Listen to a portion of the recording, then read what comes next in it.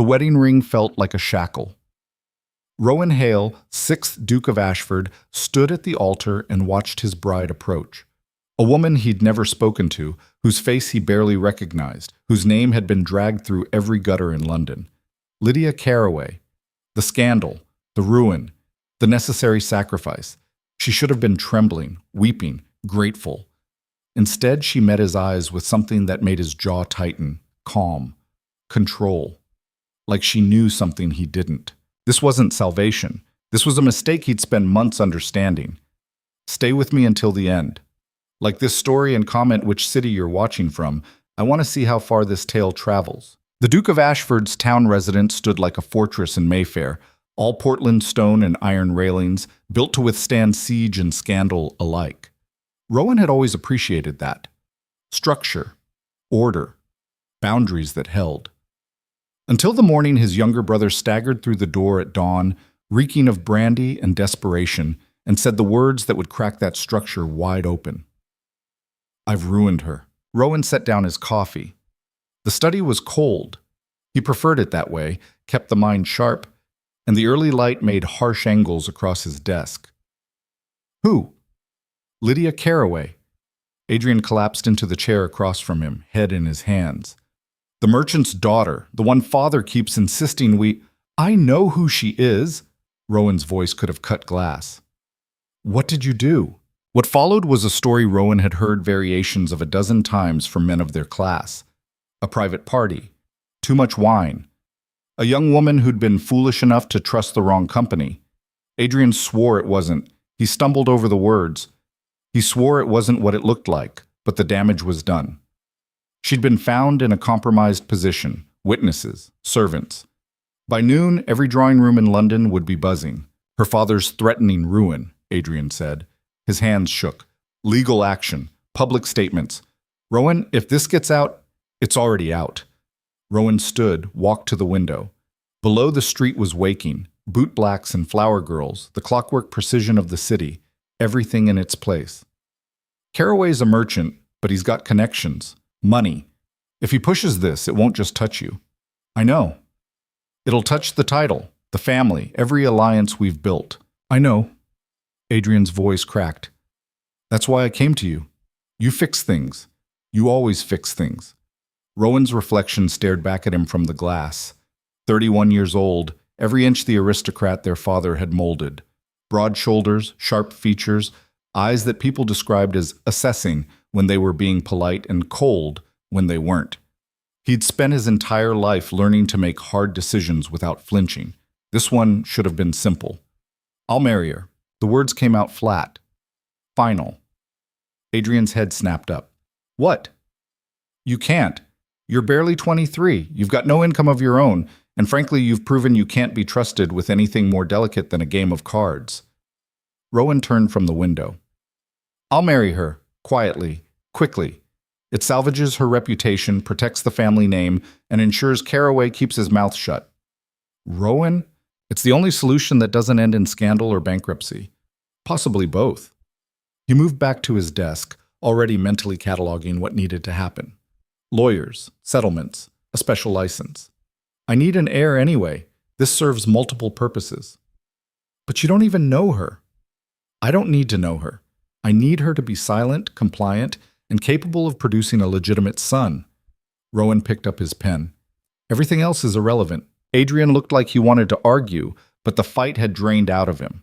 He was good at that, causing disasters, then retreating when someone else had to clean them up. "She might not agree." "She will." Rowan's tone left no room for doubt. "Her reputation is destroyed. Her family's standing is in jeopardy. I'm offering her a duchess's coronet and the protection of one of the oldest names in England. She'd be a fool to refuse." "And if she is a fool?" For the first time, something flickered across Rowan's face. Not quite emotion, but the shadow of it. "Then I'll make the offer sufficiently compelling that foolishness won't matter." The Caraway residence in Cheapside was respectable but modest. The kind of place where new money tried very hard to look like old money and didn't quite succeed. Rowan's carriage drew stares as it pulled up. Ducal crests weren't common in this neighborhood. The butler who answered looked terrified. His Grace, the Duke of Ashford, to see Mr. Carroway. Rowan handed over his card. I don't have an appointment. Tell him it's urgent. He was shown to a parlor that smelled of beeswax and anxiety. The furniture was fine, but not exceptional. The paintings were competent. Everything was just slightly trying too hard. Marcus Carroway entered like a man walking to his own execution. Your Grace. He bowed. Too deep, too quick. This is unexpected. I imagine it is. Rowan didn't sit, didn't waste time on pleasantries. I'm here about your daughter. Carroway's face went through several colors. Your Grace, I assure you, my Lydia is a good girl. She would never... I'm not here to debate her character. I'm here to propose a solution. Rowan pulled out a folded document. My brother was involved in the incident that has led to the current situation. As head of the family, I take responsibility for that involvement. I'm prepared to offer marriage to Miss Carroway, along with a settlement that should more than compensate for any damage to your business interests. The silence that followed was profound. Carroway's mouth opened, closed, opened again. Marriage. A special license can be arranged within the week. The ceremony will be private but legitimate. Your daughter will become the Duchess of Ashford. In exchange, all talk of legal action or public scandal ends immediately. Carroway groped for a chair, sat heavily.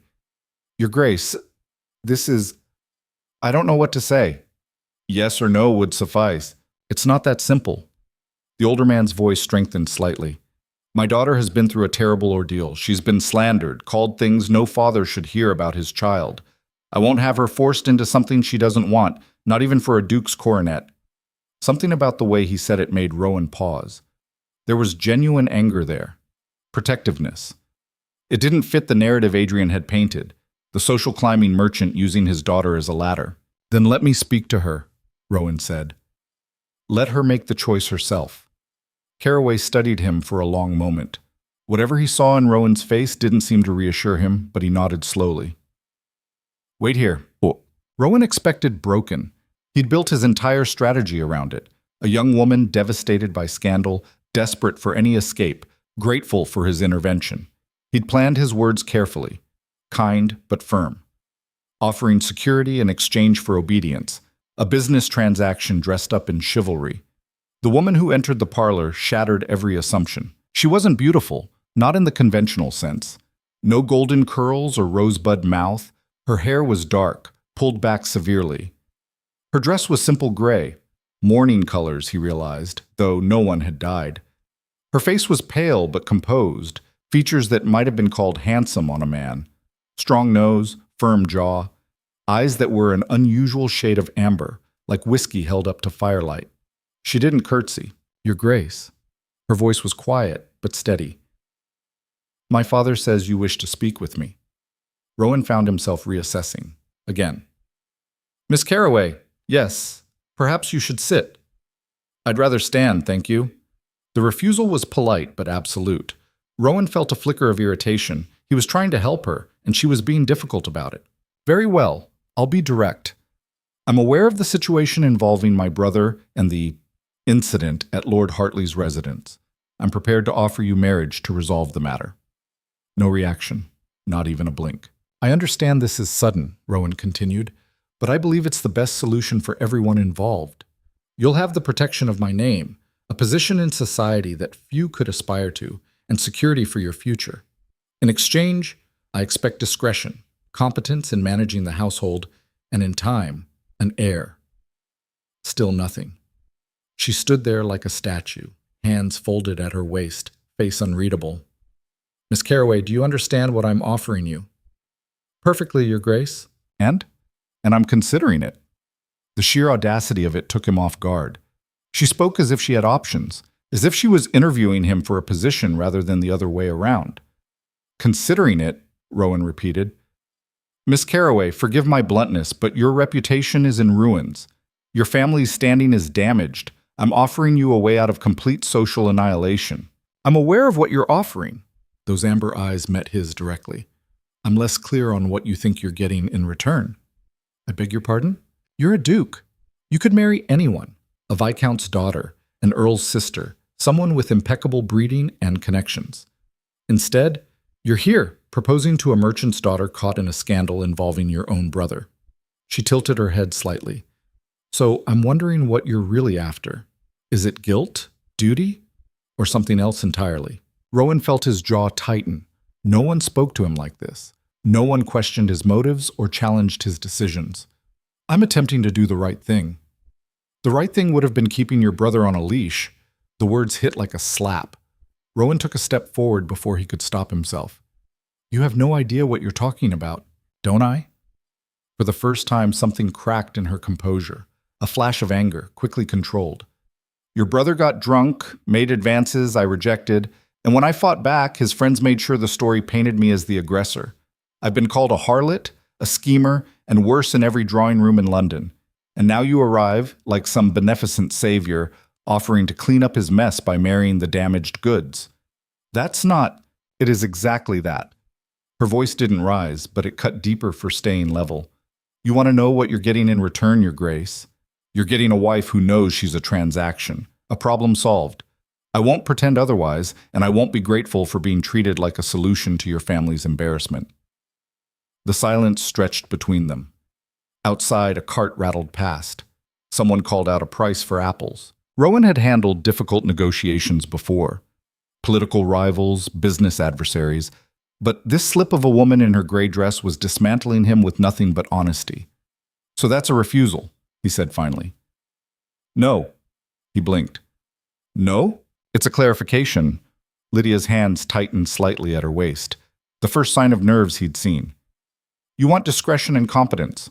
An heir. A wife who won't cause problems. I can provide all of that.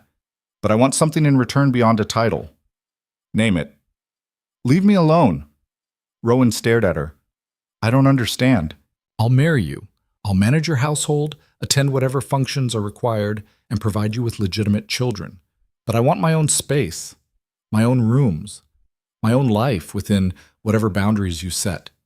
She met his eyes again. You don't want a wife, Your Grace. You want a competent stranger who won't embarrass you. I can be that, but I won't pretend to be anything more. It was the most coldly practical proposal of marriage Rowan had ever heard. And coming from the woman who was supposed to be desperate and grateful, it knocked him completely off balance. You're negotiating terms. Yes. With me. You came here with an offer. I'm responding with conditions. A ghost of something, not quite a smile, crossed her face. Isn't that how business works in your world? Despite everything, Rowan felt a grudging flicker of respect. She was right. He had approached this as a transaction. She was simply refusing to pretend it was anything else. Very well, he said slowly. Separate rooms. Your own space. But you'll fulfill all social obligations as my duchess. Agreed. And when the time comes for producing an heir, I'm aware of the requirements of marriage, Your Grace. Her face remained impassive. I'll fulfill those as well, discreetly. The word choice made something uncomfortable twist in his chest. This wasn't how he'd imagined this conversation going. Then again, nothing about Lydia Carraway was what he'd imagined. Then we have an agreement. One more thing. She held up a hand. My father. Whatever settlement you're offering him, he doesn't get to negotiate it. I do. Miss Carraway, this is my life you're purchasing, Your Grace. I'll be the one to set the price. There was steel underneath that quiet voice. Rowan found himself wondering what else he'd misjudged about this woman. Fine. Send your terms to my solicitor by tomorrow evening. We'll arrange the license for the end of the week. Very efficient. I see no reason to delay. Neither do I. She stepped back, finally offering that curtsy he'd expected at the beginning. It was technically perfect and somehow felt like mockery. I'll see you at the altar then, Your Grace. Rowan left the Carraway house feeling like he'd just survived a battle he hadn't known he was fighting. His carriage rolled through the London streets while he tried to piece together what had just happened. He'd gone there to save her, to offer rescue and security and a way out of ruin. Instead, she'd negotiated with him like a merchant at a market stall, set her own terms, refused to be grateful. The most disturbing part was the nagging sense that he'd just made a terrible mistake. Not in the practical sense. The marriage would solve all the immediate problems. Adrian's involvement would be buried. The scandal would be contained, The Ashford name would remain untarnished. But something about the way Lydia Caraway had looked at him, assessed him, and agreed to marry him while simultaneously making it clear she wanted nothing to do with him. Rowan shook his head. It didn't matter. This was a business arrangement. She'd said so herself. As long as she played her part, what difference did it make if she actually liked him? Still, her words echoed in his mind as the carriage turned onto Grosvenor Square. You don't want a wife. You want a competent stranger who won't embarrass you. She was right, of course. So why did hearing her say it feel like an accusation? The wedding took place 6 days later in the private chapel at Ashford House, with exactly 12 people in attendance. Rain hammered against the stained glass windows, turning the colored light murky. Rowan stood at the altar in formal black, watching the door and trying not to feel like he was attending a funeral. Adrian sat in the front pew, looking miserable. Their mother had sent a curt note from Bath declining to attend. Their father was 10 years dead, which was probably for the best. This would have given him an apoplexy. Marcus Caraway walked his daughter down the aisle with his jaw set and his eyes bright with something that might have been tears or fury. Lydia wore white, a simple gown, no veil, no flowers. Her face was composed, calm. She should have looked bridal, young, nervous. Instead, she looked like she was attending a business meeting. When her father placed her hand in Rowan's, the older man's grip was tight. You harm her, he whispered, too low for anyone else to hear. And Duke or not, I'll end you. Rowan met his eyes. Noted. The ceremony was brief. Lydia's responses were clear and steady. Rowan's own voice sounded harsh in the echoing chapel. When the vicar pronounced them man and wife, Rowan kissed her cheek, a brief formal touch that felt about as romantic as a handshake. Her skin was cold. The breakfast afterward was excruciating. Stilted conversation, long silences. Adrian got drunk before the first course was cleared. By the time the cake was cut, even the servants looked uncomfortable. Lydia endured it all with that same distant composure. She thanked people for congratulations she hadn't wanted, made polite conversation with relatives who'd come out of obligation rather than joy. When Rowan's Aunt Margaret made a pointed comment about surprising matches, Lydia smiled blandly and agreed that yes, wasn't life full of surprises? It was a masterclass in saying nothing while appearing gracious. By evening, Rowan was exhausted and irritated in equal measure. He found Lydia in the hallway outside the dining room, standing very still and staring at a portrait of some long-dead Ashford ancestor. Your rooms are ready, he said. 3rd floor, east wing. I've had your things sent over from your father's house. Thank you. My chambers are in the west wing, opposite side of the house. He cleared his throat. As we discussed. Very thoughtful. The politeness was worse than anger would have been. At least anger was honest. Lydia, your grace. She turned to face him.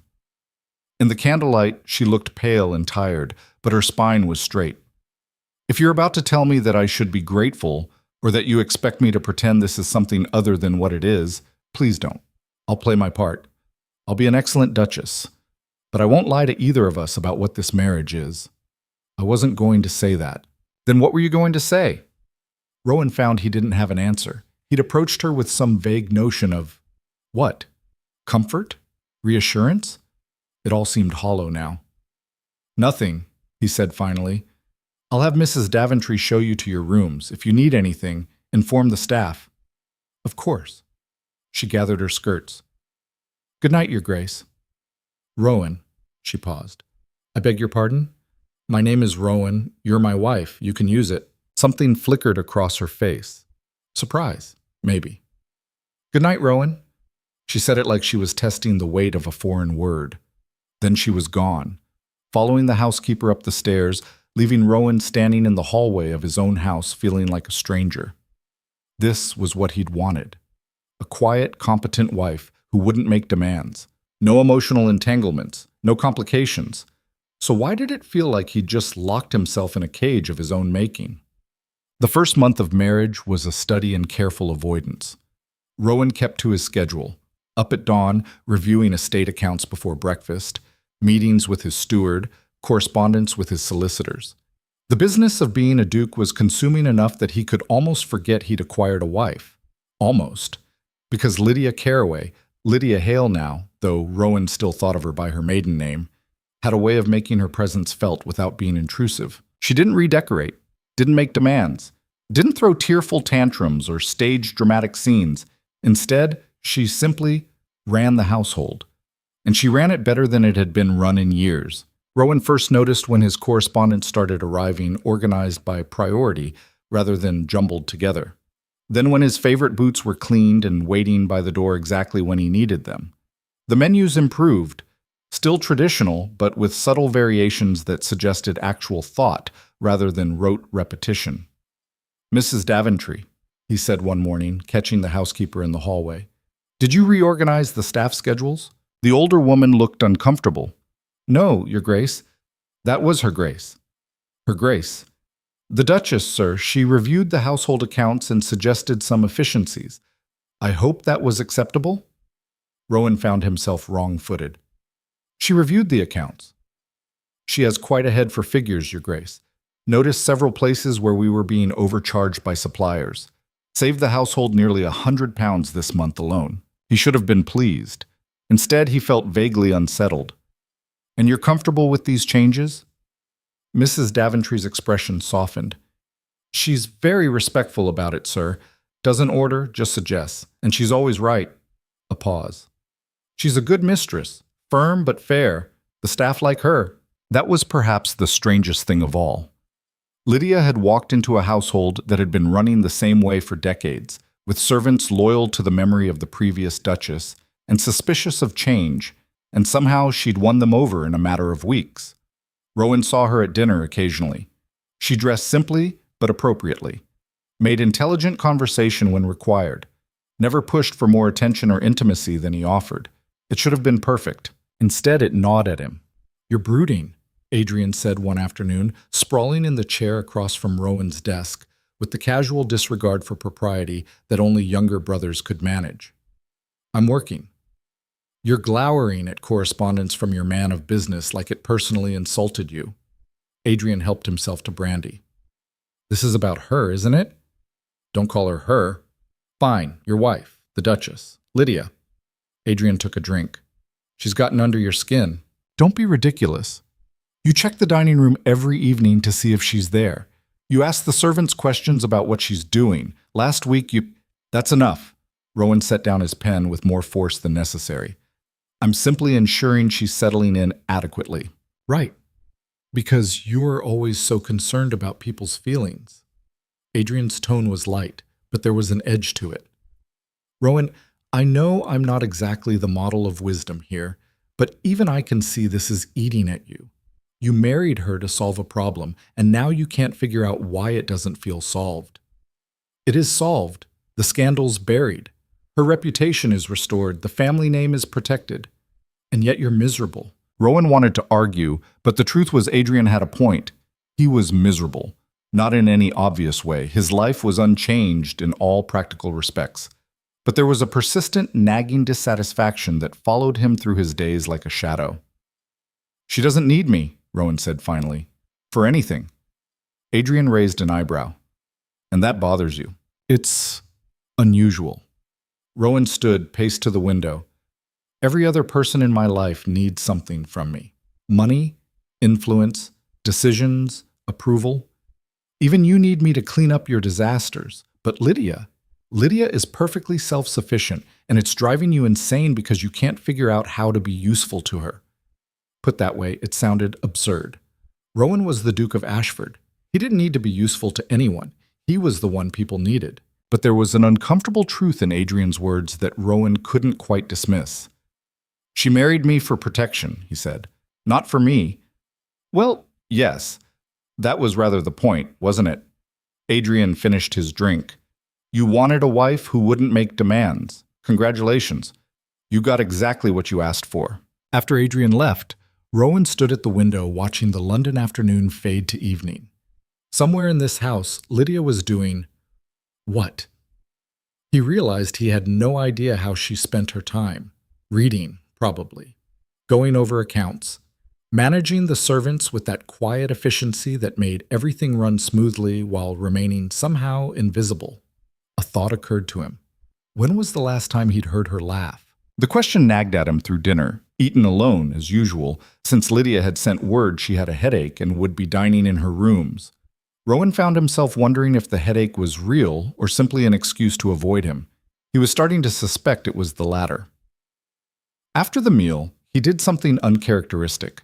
Instead of retreating to his study as usual, Rowan walked through the house, ostensibly checking that windows were locked and fires banked. Really, he was looking for her. He found evidence of her presence everywhere. Fresh flowers in the main hall, modest arrangements, nothing ostentatious, books on the library table, marked with slips of paper but returned to their proper places. A half-finished piece of embroidery in the drawing room, the stitches so precise they could have been done by machine. But no Lydia. Finally, on the third floor, he heard something that stopped him in his tracks. Music. Piano music coming from one of the closed rooms. Rowan moved closer. It wasn't a piece he recognized, something classical, minor key, full of cascading notes that tumbled over each other like water. Whoever was playing knew what they were doing. This wasn't the hesitant plinking of a society lady who'd learned as part of her education. This was skill, passion. This was Lydia. He stood outside the door for a long moment, listening. The music shifted, grew darker, more intense. There was something almost violent about it, emotions pouring out through the keys that never showed on her carefully composed face. Rowan reached for the door handle, then stopped. She'd asked for privacy, for space, for him to leave her alone. This moment, this raw, unguarded piece of herself, wasn't meant for him. He stood there in his hallway, listening to his wife play music like she was bleeding through her fingers, and felt like an intruder in his own house. When the piece ended, there was silence. Then the music started again. A different piece, equally complex, equally full of barely contained emotion. Rowan turned and walked away. But the sound followed him all the way back to his study, echoing in his head long after he'd closed the door. What had he done? The question crystallized in that moment. He'd married a woman he didn't know, brought her into his house like a piece of furniture meant to serve a function, given her a title and a position, and thought that was enough. But Lydia Caraway wasn't furniture. She was a person, complex, intelligent, talented, who he'd reduced to a solution to a problem. And now she was 3 floors away, alone, pouring her heart into a piano because there was no one in this house she could actually talk to. Rowan sat at his desk, stared at the papers in front of him, and couldn't focus on a single word. He'd gotten exactly what he'd wanted, and it was turning out to be the loneliest thing he'd ever experienced. The turning point came in the 6th week of their marriage, at a dinner party hosted by Lord and Lady Pembroke. It was one of those interminable society affairs that Rowan normally endured with practiced boredom. Too much food, too much wine, too much conversation about nothing of substance. But Lydia's presence as his duchess meant this was their first major public appearance together, and the wolves were circling. Rowan watched them watch her. The way Lady Pembroke's smile didn't reach her eyes, how the other women's gazes sharpened when Lydia entered the room.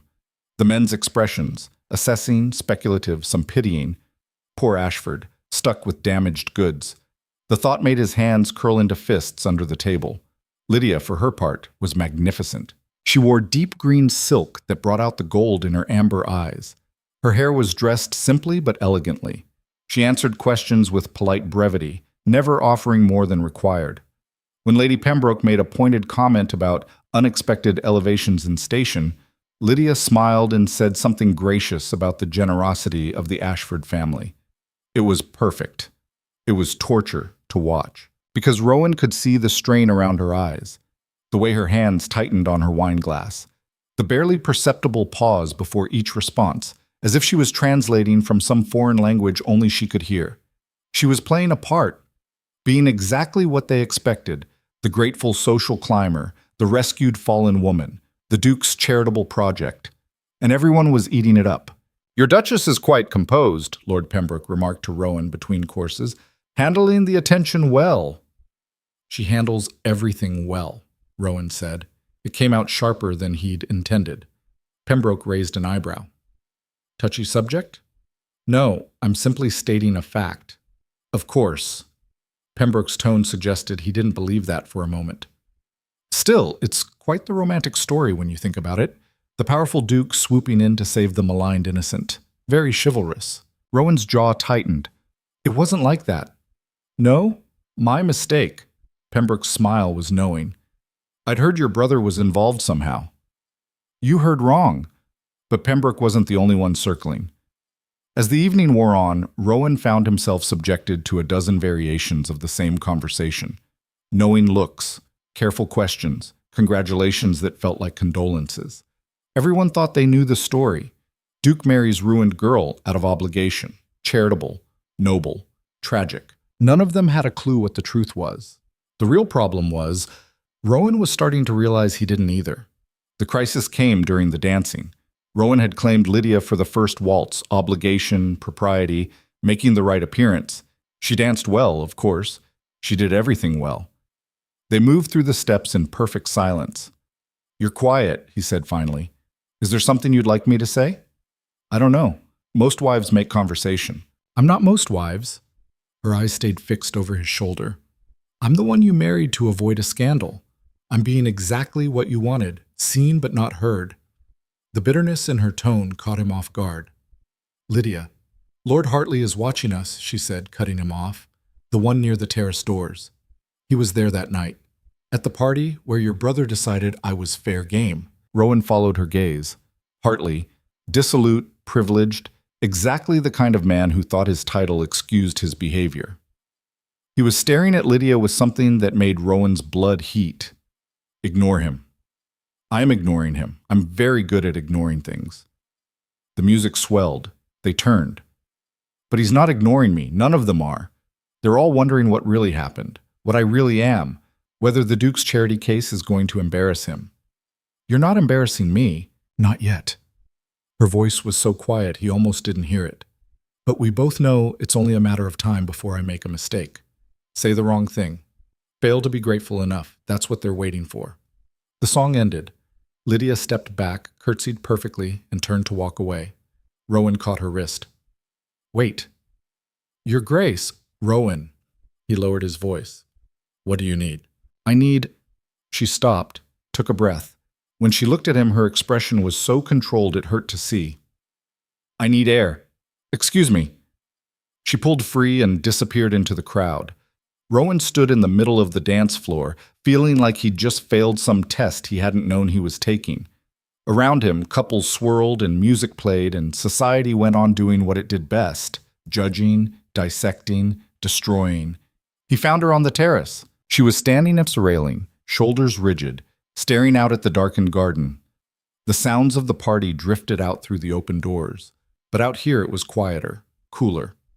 I'm fine, she said without turning around. You can go back inside. What if I don't want to? Then you're being irrational. Your absence will be noted.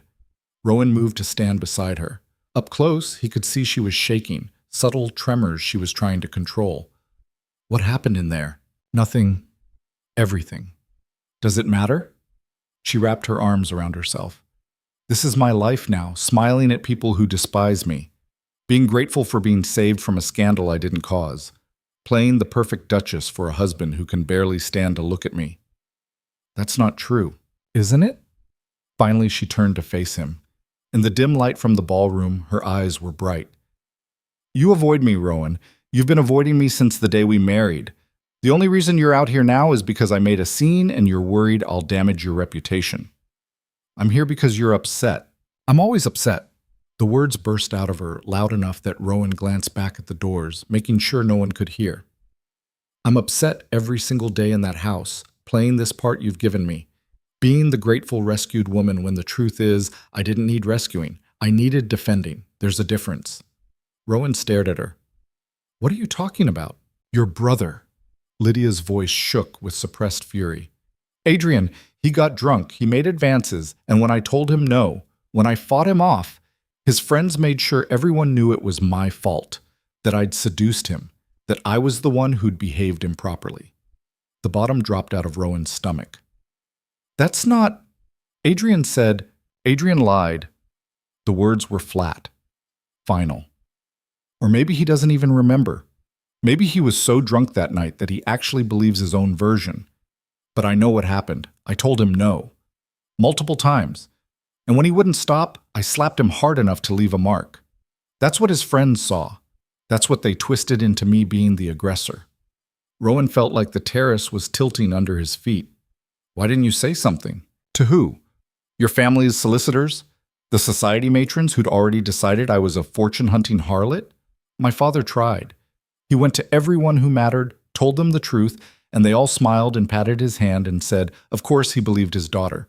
But there were witnesses, you see, and really, didn't he want to avoid more scandal? I would have listened. Would you? Lydia's laugh was bitter. You came to my father's house with a solution already prepared. You didn't ask what happened. You didn't ask for my side. You decided I needed saving, and that was enough. Every word landed like a blow, because she was right. Rowan had made assumptions, built a narrative that fit what he needed to believe. He was the hero. Adrian was foolish but not malicious. Lydia was the victim who needed rescuing. None of it was true. I'm sorry, he said. The words felt pathetically inadequate. You're sorry. Lydia turned back to the railing. Everyone's sorry. Sorry I was slandered. Sorry my reputation was destroyed. Sorry I had to marry a duke who looks at me like I'm a problem he solved rather than a person he married. I don't. You do. Her voice broke slightly. You're kind in your way. You've given me everything I asked for. Space, privacy, a position in society. But you've never once asked me what I actually want, what I think, who I am beyond the scandal. Rowan reached out, stopped just short of touching her shoulder. Then tell me, why? So you can feel better about yourself. So you can tell yourself you tried? She shook her head. I agreed to this marriage because it was the best option available, not because it was what I wanted, and I'll continue playing my part because I keep my bargains. But don't ask me to pretend there's something more here than a transaction we both agreed to. She walked away then, back into the ballroom, leaving Rowan alone on the terrace with the ruins of every assumption he'd built his marriage on. Adrian had lied. Or at minimum, he'd told a version of events that conveniently left out his own culpability.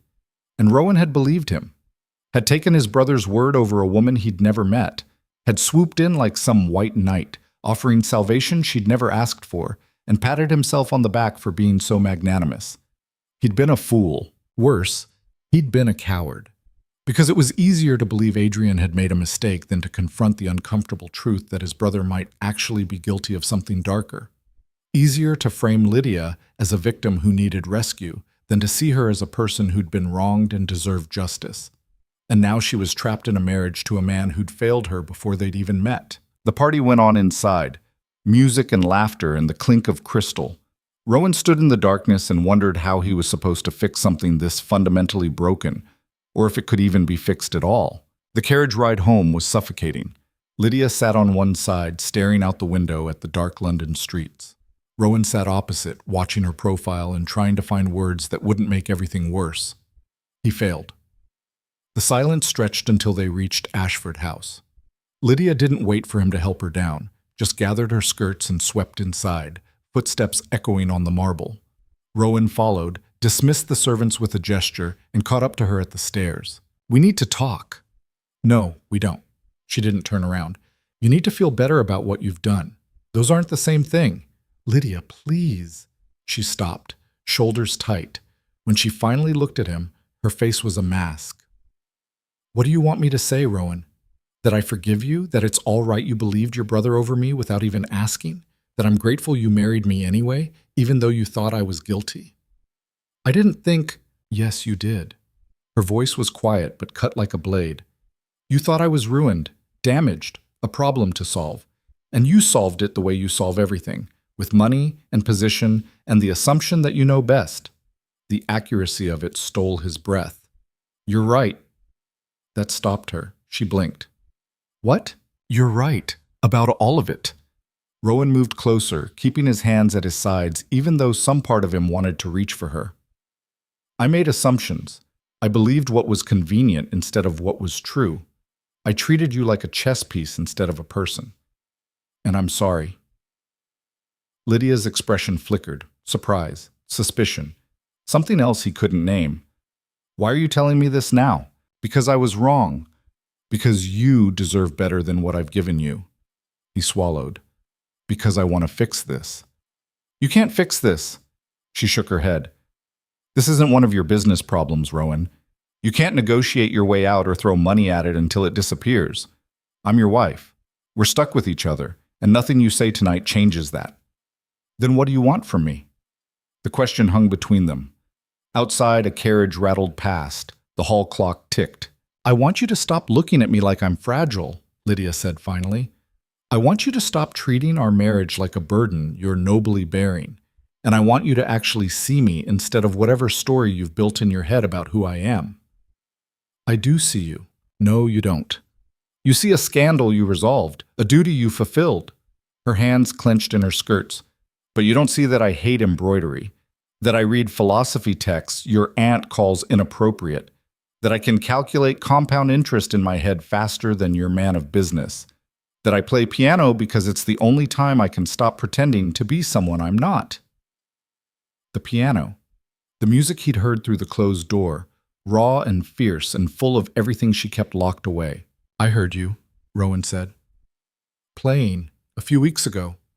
Her face went carefully blank. You were spying on me. I was walking past and heard music. I didn't know it was you at first. He took a risk, stepped closer. You're talented, really talented. Why didn't you tell me? Why would I? It's not relevant to being your Duchess. It's relevant to being you. Something cracked in her expression. Pain, quickly hidden. Being me hasn't mattered much lately. The words hit harder than any accusation, because she was right again. He'd married Lydia Caraway, but he'd only wanted the Duchess of Ashford, the perfect, polished version who knew her place and didn't complicate his life. I want to know you, Rowan said, the real you, not the version you think I need. Why? Because we're married, because I made promises I haven't kept, because... He stopped, searching for honesty in the tangled mess of his thoughts. Because you're the most fascinating person I've met in years, and I've been too much of a coward to admit it. Lydia stared at him like he'd started speaking another language. You think I'm fascinating. I think you're brilliant and sharp-tongued and stronger than half the men in Parliament. I think you've been handling an impossible situation with more grace than I gave you credit for. And I think... He ran a hand through his hair, frustrated with himself. I think I've been an idiot. Yes, you have. The bluntness of it startled a laugh out of him. Lydia's lips twitched. Not quite a smile, but close. So what now? She asked. You've admitted you were wrong. Do you expect everything to change? No, I expect I'll have to earn your trust, if that's even possible. It might not be. I know. Rowan met her eyes. But I'd like to try anyway. Lydia studied him for a long moment. Whatever she saw in his face made something shift in her expression. I'm not going to make this easy for you. I wouldn't expect you to. And I'm not going to pretend the last 2 months didn't happen. Good. Neither am I. She nodded slowly. Then I suppose we can try. But Rowan, her voice hardened. If you're doing this because you feel guilty or because you want to salvage your conscience, don't. I'd rather have an honest enemy than a false friend. It's not guilt, at least not entirely. It's curiosity, and maybe a little bit of terror. Terror? You demolished me in negotiations before we were even engaged. I'm fairly certain you could ruin me if you put your mind to it. He offered a tentative smile. It's refreshing and terrifying. This time she did smile. Small, but real. I'll keep that in mind. The tension between them eased slightly. Not gone. It would take more than one conversation to undo 2 months of careful distance, but shifted. Like a door that had been locked was now cracked open. I should go, Lydia said. It's late. Wait. Rowan hesitated, then took the risk. Tomorrow. Have breakfast with me. Not in your rooms, in the dining room. We can talk. Actually talk. She considered it. About what? Anything. Philosophy, mathematics, why you hate embroidery, what you think of the reform bill. I don't care, just talk to me. For a moment he thought she'd refuse. Then she nodded. All right, but only if you promise not to make it awkward. I can't promise that. I'll probably be terrible at it. At least you're honest. She turned toward the stairs, paused. Rowan? Thank you for listening. Finally. She left before he could respond. Rowan stood in the empty hall and felt something unfamiliar stirring in his chest. Hope, maybe. or the faint possibility of it. He'd spent 2 months treating his marriage like a contract. Neat, controlled, emotionally sterile. But Lydia wasn't a contract, she was a person, complex and wounded and fascinating. And he'd just been given a chance to actually know her. He had no intention of wasting it. Torte. Breakfast the next morning was awkward. Rowan had tried to prepare, thought of topics, rehearsed opening lines, but when Lydia walked into the dining room in a simple morning dress, hair pulled back, eyes wary, every planned conversation starter evaporated. "Good morning," he managed. "Good morning." She took a seat, accepted coffee from the footman, and waited. The silence stretched. A servant offered eggs. Lydia took some. Rowan did the same. The clock on the mantel ticked loudly. "So," Rowan said finally. "Philosophy." Lydia raised an eyebrow. "What about it?"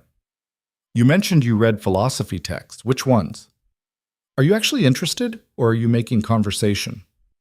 "Both?" She almost smiled at that. "Locke, mostly. Some Hume. I find Rousseau insufferable." "Rousseau is insufferable," Rowan agreed, relieved to have actual ground to stand on. Social contract theory dressed up in romantic nonsense. Exactly. Lydia's eyes lit up, the first genuine animation he'd seen from her. And his ideas about education are practically designed to create entitled children who think the world owes them everything. "You've read Emile?" "Twice. The first time I thought I must have misunderstood. The second time I threw it across the room." Rowan laughed. The sound surprised him. When was the last time he'd laughed at breakfast? "I had the same reaction. My tutor assigned it, and I spent an entire week arguing with him about why Rousseau's Noble Savage was complete fiction." "Did you win the argument?" "No, but I did get him to admit Locke made more sense." They fell into conversation then. Real conversation, not the careful small talk of strangers. Lydia had opinions on everything. Strong ones, well-reasoned, and she defended them with a precision that kept Rowan on his toes. When he disagreed, she didn't back down, just sharpened her arguments and pushed back harder. It was exhilarating. "You're enjoying this," Lydia said at one point, something like accusation in her tone. "Is that a problem? I'm not sure yet." She stirred her tea. "You're different than I expected." "Different how?" "Less stiff, more human." She caught his expression. That wasn't an insult. It sounded like one. "It's an observation. You present yourself as very controlled, very proper, but when you're actually engaged in something you care about, you—" She gestured vaguely. "You light up. It's unexpected." Rowan didn't know what to do with that assessment. "Most people find me intimidating." "Most people are intimidated by competence. I find it attractive." The word hung in the air between them. Attractive. Lydia seemed to realize what she'd said because color touched her cheeks and she looked down at her plate. I know what you meant." Rowan's pulse had kicked up a notch. "And for what it's worth, I find intelligence attractive. Which means you're in trouble." She looked up, eyes wide. Then, slowly, she smiled. A real smile, not the polite mask she showed the world. It transformed her face, made her look younger, lighter, almost mischievous. "We're both in trouble then." The moment stretched, charged with something new and fragile. Rowan wanted to reach across the table, take her hand, but he didn't. Too soon, too much. Instead, he cleared his throat. "So, mathematics. You said you can calculate compound interest. Faster than your man of business, yes. Prove it." Her eyes narrowed. "Is that a challenge?" "It's a request for demonstration." "Fine." Lydia set down her fork. "Give me a principal amount and an interest rate." £5,000 at 4% annual interest, compounded quarterly over 7 years. She closed her eyes. Her lips moved slightly. Rowan counted to 15. £6,594, 12 shillings and 8 pence. He blinked. I have no idea if that's correct." "It is. I can show you the calculations if you don't believe me." "I believe you." He'd seen her manage the household accounts, seen the efficiency with which she'd reorganized their finances. Of course, she could calculate interest in her head. "Where did you learn that?" "My father. He wanted sons who could run his business, but he got me instead." No bitterness in her voice, just fact. "So, He taught me anyway. Ledgers, interest rates, profit margins, negotiation tactics, everything he'd have taught a son. Sounds like he's a smart man. He is, smarter than most lords I've met. She picked up her tea. He was furious when the scandal broke. Not at me. At the system that let men like your brother act without consequences, while women like me paid the price. The mention of Adrian landed like a weight. Rowan's good mood evaporated. I need to talk to him. To who? My father? To Adrian. Rowan stood, began to pace. He needs to know that I know the truth. He needs to do nothing. Lydia's voice went flat. Rowan, what exactly do you think confronting him will accomplish? Justice, accountability, an admission of what actually happened. And you think he'll just confess? Apologize? Accept responsibility? She shook her head. He spent 2 months believing his own version of events. You confronting him won't change that. It'll just make him defensive. So I should do nothing? I'm saying you should think about what you actually want to achieve before you go charging in like… She stopped herself. Like what? Like a duke who's used to getting his way through sheer force of will. Lydia stood as well, faced him across the table. Your brother is weak. Weak people don't admit fault. They deflect. They make excuses. They turn themselves into victims. If you confront him, he'll make this about you being cruel or me being vindictive or anything except his own actions. Rowan wanted to argue, but he couldn't because she was right. Adrian was exactly that type. Charming when things were easy, crumbling when they weren't. Confrontation wouldn't fix anything. So what do I do? You cut him off. Lydia's voice was calm, certain. Financially, socially, emotionally. You stop cleaning up his messes. You stop protecting him from consequences. And you make it very clear that his behavior has cost him your support. That's harsh. That's accountability. The only kind that might actually matter to him. Rowan studied her. She stood there in the morning light, chin up, shoulders back, and he realized she'd probably been thinking about this for weeks, planning it, waiting to see if he'd ever be willing to listen. You've thought this through. I've had time to think about very little else. She moved around the table, closer to him. Rowan, I don't want revenge. I don't even want an apology from Adrian. I wouldn't believe it if he gave one. What I want is for you to stop being complicit in protecting him. I'm not. You are. Every time you explain away his behavior, every time you cover his debts, every time you treat his failures as youthful mistakes instead of patterns, you're enabling him. Her eyes were fierce. And worse, you're telling me that family loyalty matters more than truth. The words hit like a physical blow. Because she was right. Again. Rowan had spent years making excuses for Adrian. Their father had been harsh. Their mother was distant. Adrian was young. There was always some reason why his brother's mistakes should be forgiven. But at some point, forgiveness without consequences just became permission. If I cut him off, he'll be ruined, Rowan said quietly. He ruined himself. You're just propping him up. He's my brother, and I'm your wife. Lydia's voice softened slightly. I'm not asking you to hate him, Rowan. I'm asking you to stop sacrificing your integrity to protect his ego. Put that way, the choice was clear. Painful, but clear. All right, Rowan said. I'll talk to him. Not to confront, to set boundaries. Make it clear things are changing. Thank you. Lydia hesitated, then reached out and touched his arm lightly. The contact was brief but deliberate. I know this isn't easy. Nothing about this marriage has been easy. He covered her hand with his before she could pull away. But I'm starting to think that might be the point. What do you mean? Easy things don't challenge you, don't make you better. You've been challenging me since the day we met, and He struggled for the right words. I think I needed that more than I knew. Lydia's expression shifted, surprise giving way to something warmer. That might be the most honest thing you've ever said to me. I'm working on it. I noticed. She squeezed his hand briefly, then stepped back. I should let you go. I'm sure you have Dutchy things to manage. Dutchy things, Rowan repeated, amused. Is that the technical term? It is now. She headed for the door, paused. Same time tomorrow? I have opinions about the reform bill I'd like to argue. I look forward to it. After she left, Rowan stood in the dining room and felt the world shifting under his feet.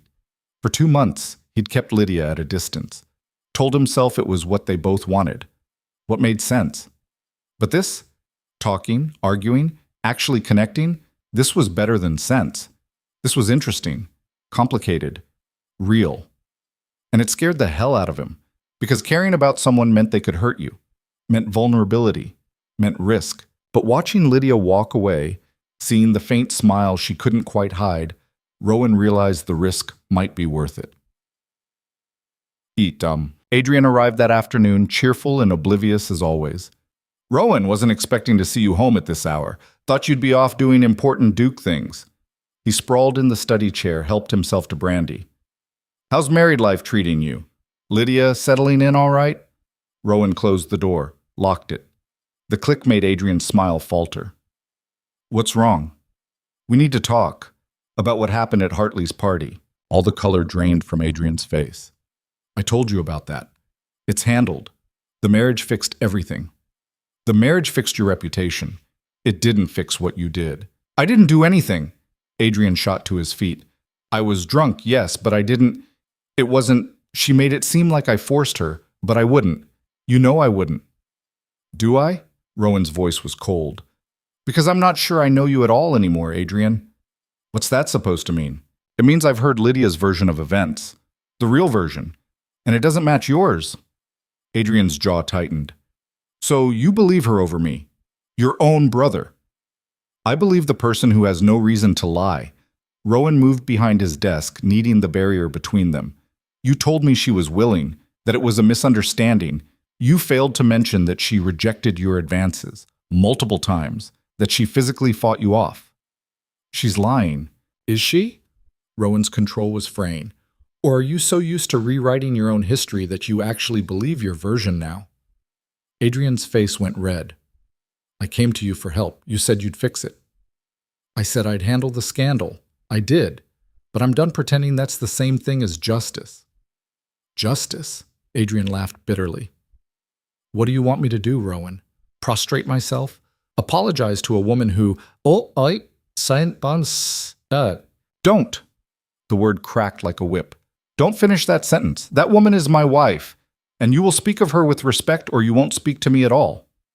The silence that followed was ugly. Adrian stared at him like he was a stranger. You've changed. I've woken up. There's a difference.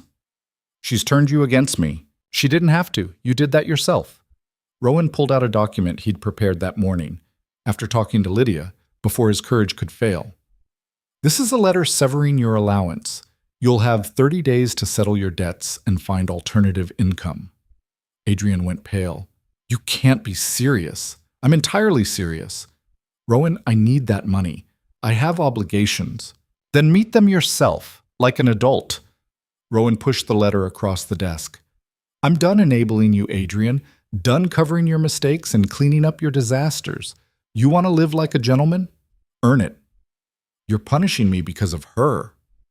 I'm holding you accountable because of your own actions. Lydia just had the courage to point out what I should have seen years ago. Adrian grabbed the letter, crumpled it. She's poisoning you, turning you into someone I don't recognize. Good. Because the person I was, the one who let you get away with hurting people because it was easier than confronting you, that person was a coward. I'm your brother, and she's my wife. Rowan's voice rose despite himself. My wife, Adrian. The woman I married. The woman I made vows to. And you hurt her. You lied about it. And you expected me to just smooth it over like all the other times. So that's it? Adrian's voice shook. With anger or tears, Rowan couldn't tell. You're choosing her over me. I'm choosing truth over convenient fiction. If you can't see the difference, that's your problem. Adrian stared at him for a long moment. Then he threw the crumpled letter on the desk and stormed out. The door slammed hard enough to rattle the paintings. Rowan sank into his chair, hands shaking. That had gone worse than he'd expected. Adrian was furious, wounded, convinced he was the victim in all this. But Rowan had done it, set the boundary, stopped protecting his brother from himself. It felt terrible. It felt necessary. The door opened, quieter this time. Lydia slipped in, closed it behind her. I heard shouting. You heard me burning bridges? Rowan rubbed his face. Adrian's gone. He thinks you've poisoned me against him. Have I? No, you just helped me see what was already there.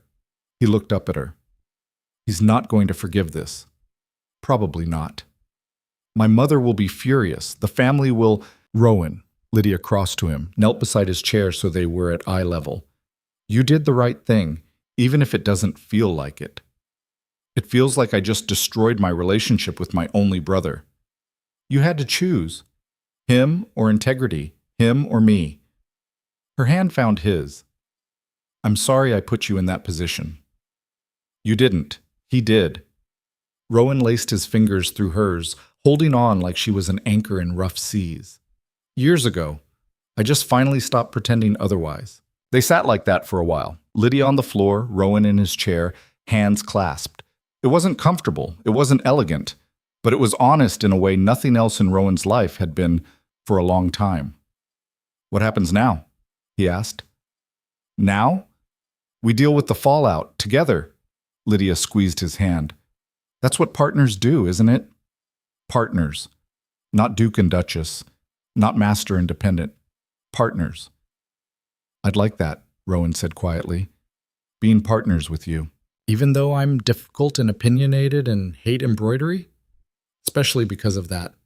Lydia smiled, that real smile he was learning to recognize. Then I suppose we're stuck with each other. I suppose we are. This time, when she started to pull away, Rowan didn't let go, just held her hand and let himself feel the weight of what he'd just done, what he'd chosen. Truth over comfort, Lydia over Adrian, a future built on honesty instead of convenient lies. It was terrifying. It was the first thing that had felt right in months. Almost. The consequences came swiftly. Adrian spread his version of events through every club and drawing room in London. The Duke of Ashford, driven mad by his scheming wife, turned against his own blood, controlled by a woman who'd seduced her way into the family. It was vicious, effective. Within a week, Rowan noticed the change. Invitations arriving less frequently, conversations stopping when he entered rooms, pointed looks at social gatherings. Lydia weathered it better than he did. Let them talk, she said one evening, reviewing correspondence in the library. They'll find something new to gossip about eventually. They're calling you calculating, manipulative. I am calculating. It's not an insult. She set down a letter.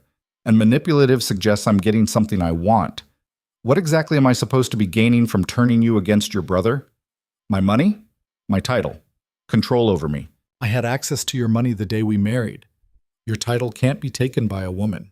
And you're not exactly controllable. She raised an eyebrow. Their logic is terrible. Despite everything, Rowan smiled. You're not bothered by any of this? Of course I'm bothered. I don't enjoy being slandered. Lydia stood, moved to the window. But I've been slandered before, Rowan. I survived it then. I'll survive it now. This is different. Before you had your father's protection. Now you have you. She turned to face him. I have you, don't I? The question held weight. This was the test. Whether Rowan would stand with her when it got hard or retreat back into the safety of family and social convention. He crossed to her, took both her hands. You have me, completely. Whatever comes. Whatever comes, Lydia repeated. Something in her eyes softened. That's a dangerous promise. I'm aware. Your family will hate me even more. They'll get over it, or they won't. Rowan pulled her closer, rested his forehead against hers.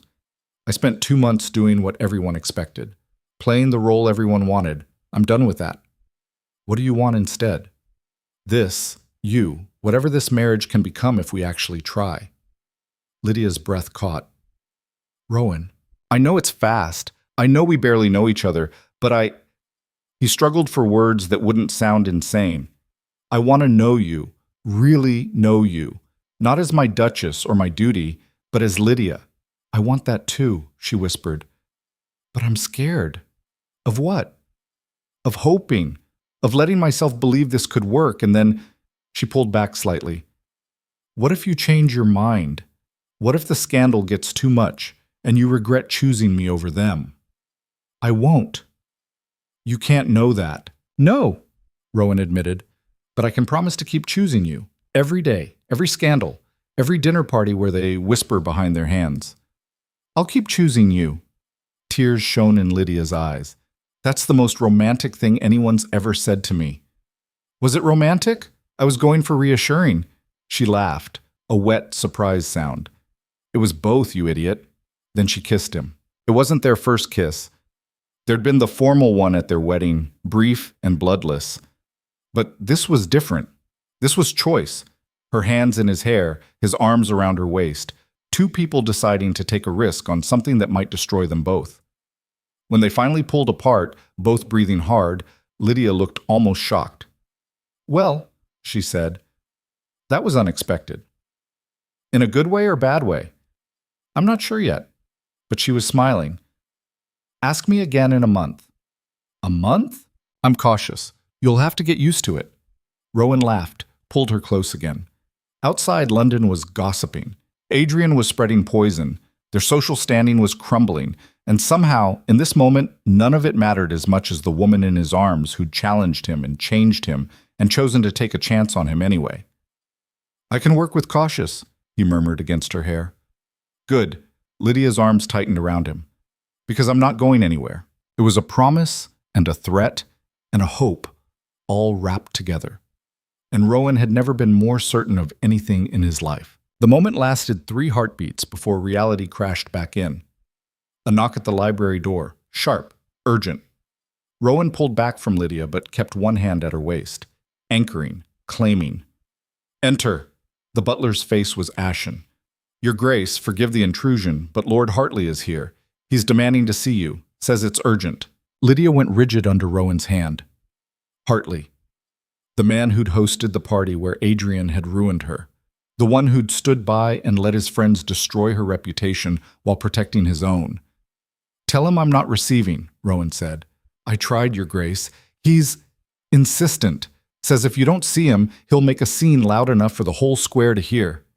Rowan felt Lydia's fingers dig into his arm. When he looked down, her face was pale, but her jaw was set. Let him in. Lydia, let him in, she repeated. I'm done hiding from these people. Every instinct Rowan had screamed to refuse, to protect her from facing the man who'd helped orchestrate her destruction. But he'd promised to see her, to trust her strength. Show him to the study, Rowan told the butler. We'll be there momentarily. After the servant left, Lydia stepped back, smoothed her dress with hands that only shook slightly. How do I look? Like a duchess. Rowan caught her chin gently, made her meet his eyes. You don't have to do this. Yes, I do. If I fall apart every time someone from that night shows up, I'll spend the rest of my life falling apart. She took a breath. Besides, I want to see his face when he realizes I'm not the broken woman he expected. There was steel in her voice. The same steel that had negotiated marriage terms with him when she should have been weeping. The same steel that had survived 2 months of his neglect without crumbling. Rowan was starting to understand that steel was what made her extraordinary. They walked to the study together. Rowan opened the door to find Hartley pacing like a caged animal, all nervous energy and badly concealed panic. Ashford, finally. I've been waiting. He stopped when he saw Lydia. His face did something complicated. Your Grace, I didn't realize you'd be joining us. This is my house, Lydia said coolly. I go where I please. The reminder that she was the Duchess of Ashford now, not some merchant's daughter to be dismissed, hit its mark. Hartley's jaw tightened. Of course. My apologies. He turned back to Rowan. I came because we need to discuss your brother. He's been making very serious accusations. About? Rowan moved to stand beside Lydia, a united front. About your wife. About their encounter at my residence. Hartley's hands twisted together. He's saying she's poisoned you against him, that she's been spreading lies about what happened that night. The only lies spread were the ones told about me, Lydia said before Rowan could respond. By your guests, with your tacit approval. I had nothing to do with. You had everything to do with it. Her voice was quiet, but cut like glass. You saw what your friends were doing, how they were twisting the story. And you said nothing because it was easier to let a woman's reputation burn than to contradict men of your own class. Hartley's face reddened, That's not fair. I couldn't control what people said. You could have told the truth. The truth? Hartley laughed, sharp, bitter. The truth is messy, Your Grace. Your husband's brother was drunk. You were alone with him. Witnesses saw you slap him. Those are facts. Facts without context are lies. Lydia stepped forward. Rowan tensed, ready to intervene if needed, but she was steady, controlled. The context you left out, that Adrian Hale cornered me in a locked room, that he ignored my refusals, that I slapped him because he wouldn't stop touching me, that your so-called witnesses only appeared after the damage was done. You can't prove any of that. Can't I? Lydia's smile was cold. Because I remember quite clearly. And I remember you standing in the hallway outside, hearing everything, and walking away. The color drained from Hartley's face. I don't know what you're talking about. Don't you? You were arguing with someone about a card debt. I heard your voice through the door. You must have heard Adrian's. Heard me telling him to stop. She tilted her head. But you kept walking, because getting involved would have been inconvenient. Hartley looked like he'd been slapped. Rowan watched the man's face cycle through denial, panic, and finally calculation. Even if that were true, and I'm not saying it is, what difference does it make now? It's over. You're married. The scandal is buried.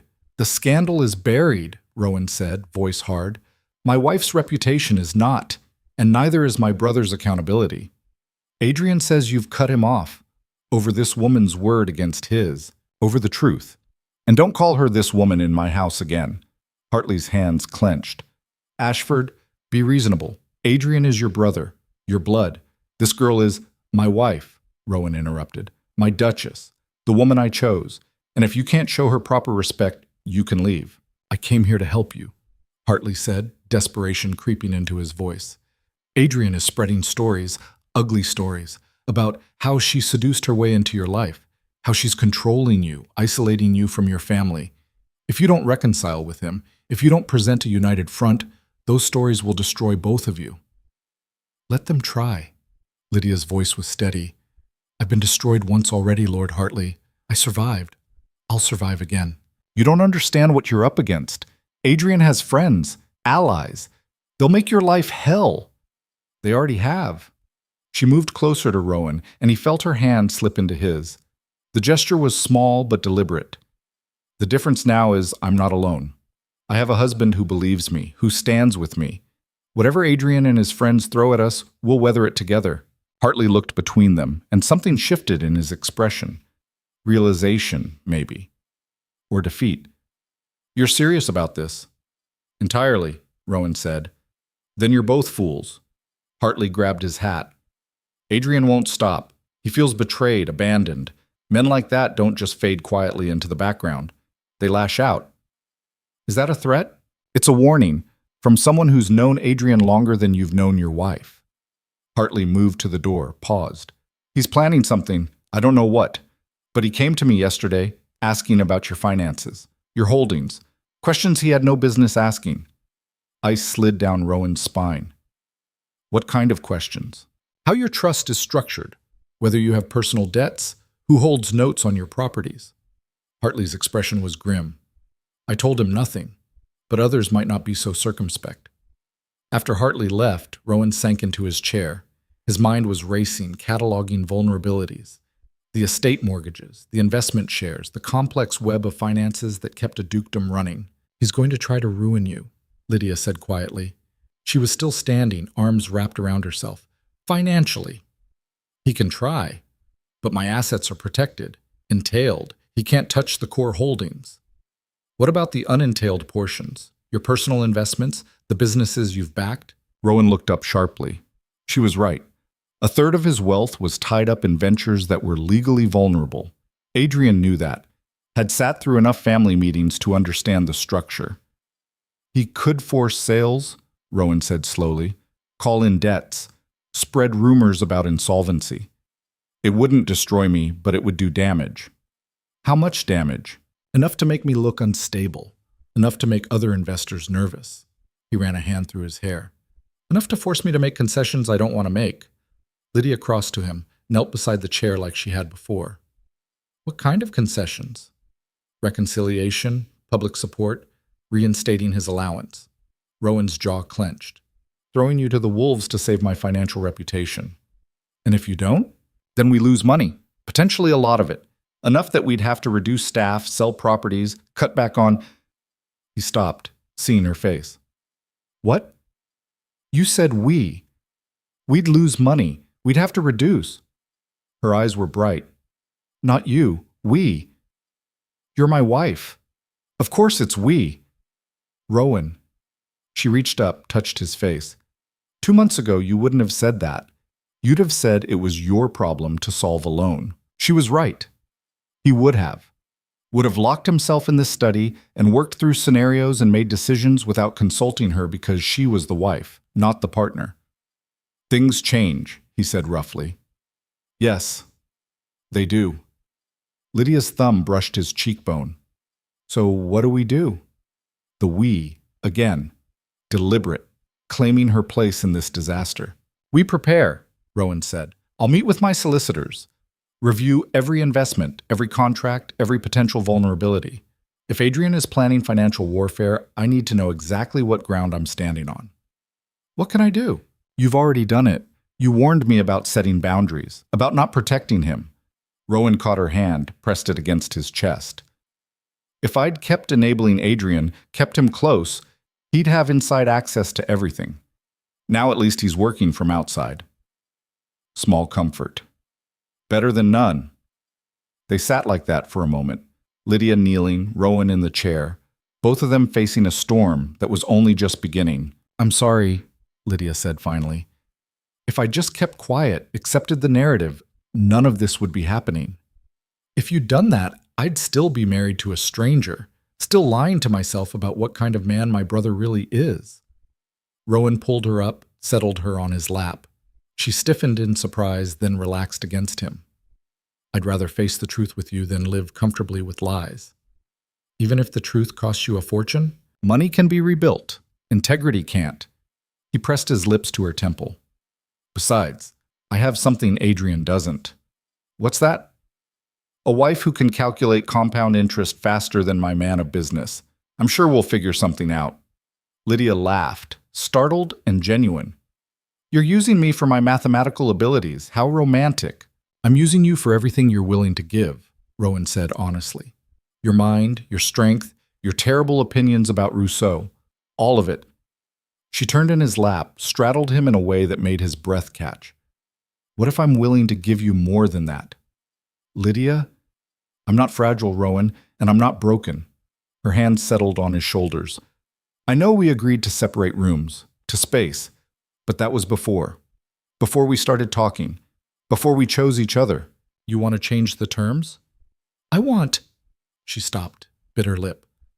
I want to feel like your wife, not just your duchess, not just your business partner, your wife. Rowan's hands found her waist, gripped hard enough to anchor them both. We can take this slowly. There's no rush. There's an entire social circle trying to destroy us. Your brother is plotting financial ruin. Slow seems like a luxury we can't afford. She leaned closer, breath warm against his mouth. I want this, Rowan. I want you. Unless you don't.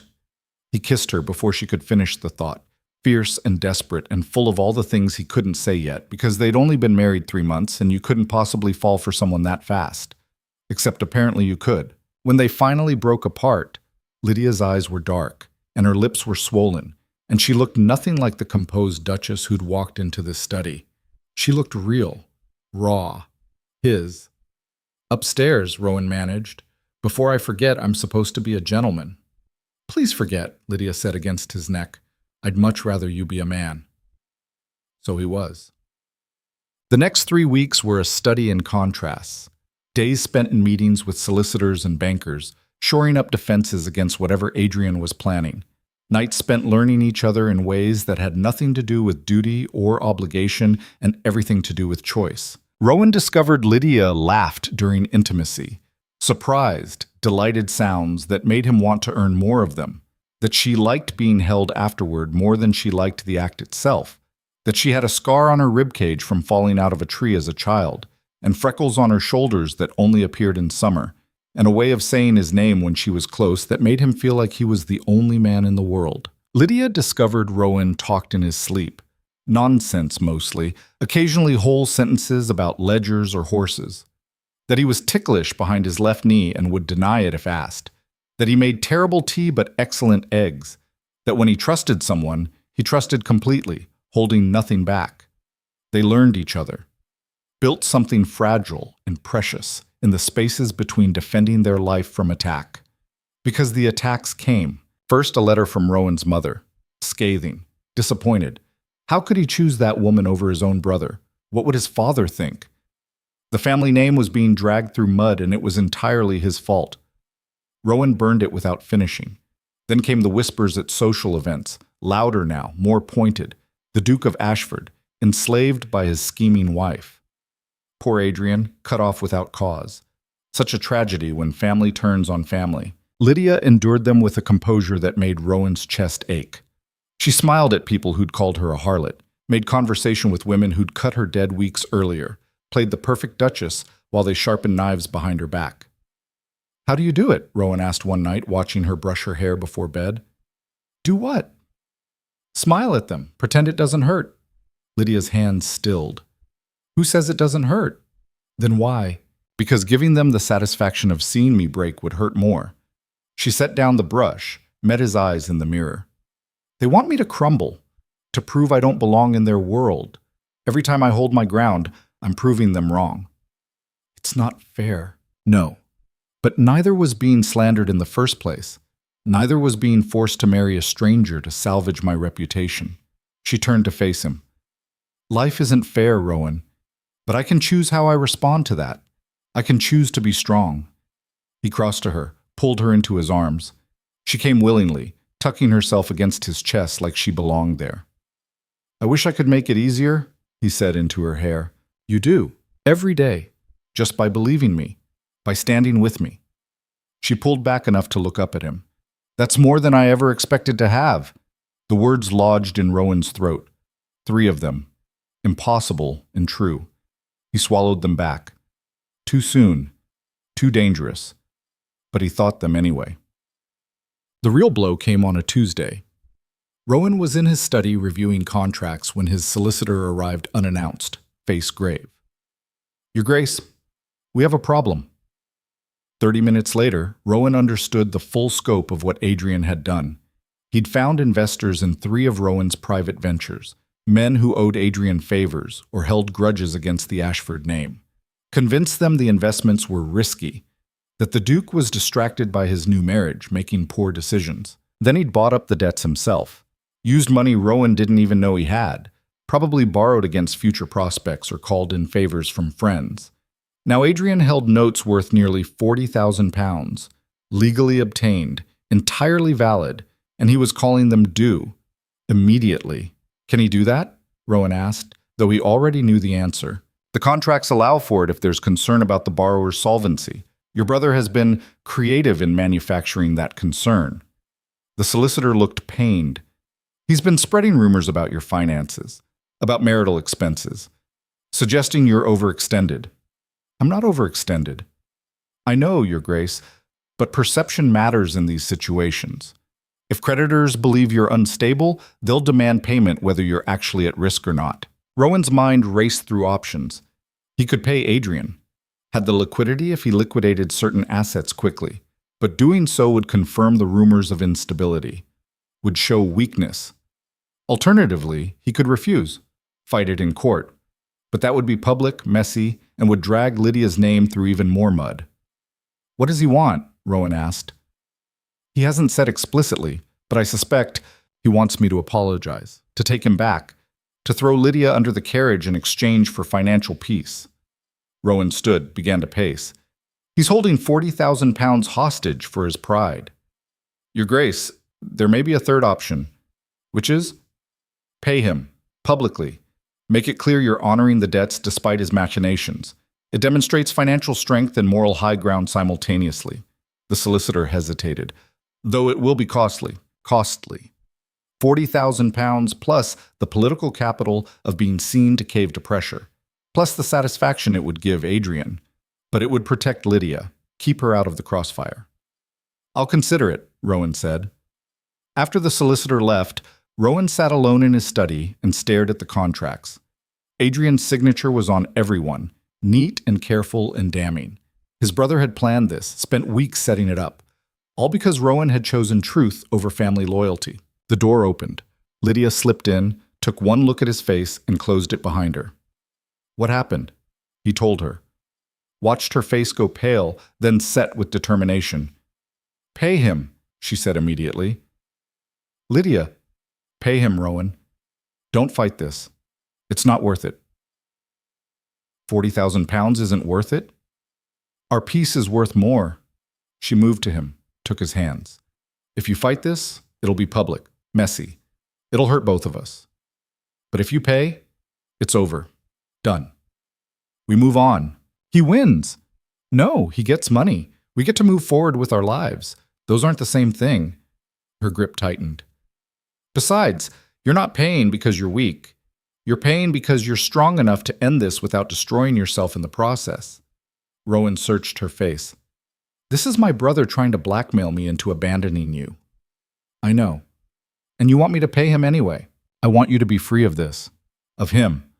Of the constant fighting. She pulled him closer. Money you can earn back. Time you can't. And every day we spend fighting, Adrian, is a day we're not building our own life. She was right. Logically, strategically, emotionally, she was right. But it still felt like losing. I'll have my solicitor draft the payment, Rowan said quietly. Lydia's shoulders sagged with relief. Thank you. Don't thank me for letting my brother extort us. I'm thanking you for choosing us over your pride. She kissed him softly. That's harder than it sounds. After she left, Rowan sat in the gathering darkness and let himself feel the full weight of what Adrian had become. Not the charming younger brother who'd gotten into scrapes. Not the reckless boy who needed guidance. A man. Calculating and cruel and willing to destroy his own family for revenge. The grief of it was unexpected. Sharp. Like mourning someone who was still alive. But there was relief too. Because now Rowan knew. Knew exactly who Adrian was. What he was capable of. And knowing meant he could finally let go. The payment was made on Thursday. Quietly. Efficiently. 40,000 pounds transferred to cover debts Adrian had manufactured. Rowan expected relief. Instead, he felt hollowed out. It's done, he told Lydia that evening. They were in her rooms, their rooms now, since she'd moved her things to the Duchess's suite adjacent to his. Adrian's been paid. The debts are cleared. How do you feel? Like I just paid someone to stop hurting me. He sank onto the edge of the bed. Which I suppose is exactly what I did. Lydia sat beside him, head on his shoulder. I'm sorry. Don't be. You were right. This was the smart choice. Smart doesn't mean it doesn't hurt. They sat in silence for a while. Outside, evening was falling. Inside, the fire crackled in the grate. I used to think family meant loyalty no matter what, Rowan said finally, that blood obligated you to forgive, to protect, to keep trying. And now? Now I think loyalty has to be earned, and family, real family, is the people who see you clearly and choose to stay anyway. He turned to look at her. Like you. Lydia's eyes were bright. Like you, she echoed. He kissed her. Slow and deep and full of all the things he still couldn't say. When they finally pulled apart, she was smiling. Come to bed properly, she said. No more sleeping in your study pretending to work. I don't pretend to work, I actually work. You hide. There's a difference. She stood, pulled him up. No more hiding. We face things together, remember? Together, Rowan agreed. They were getting ready for bed. Lydia at her dressing table, Rowan reading correspondence, when the commotion started downstairs. Shouting, a crash. The butler's voice raised in protest. Rowan was on his feet instantly. Stay here. Not a chance. Lydia grabbed her dressing gown, followed him. They reached the top of the stairs to chaos. The front door was open. 2 footmen were struggling with someone. And standing in the entrance hall, wild-eyed and swaying, was Adrian. Brother! He looked up, saw Rowan. There you are. We need to talk. He was drunk. Spectacularly drunk. And from the looks of him, had been for days. His clothes were rumpled, his face unshaven, his eyes bloodshot. Adrian, you need to leave. Leave? I just got here. Adrian shook off the footman, stumbled forward. Came to thank you. For the payment. Very generous. Very, very ducal of you.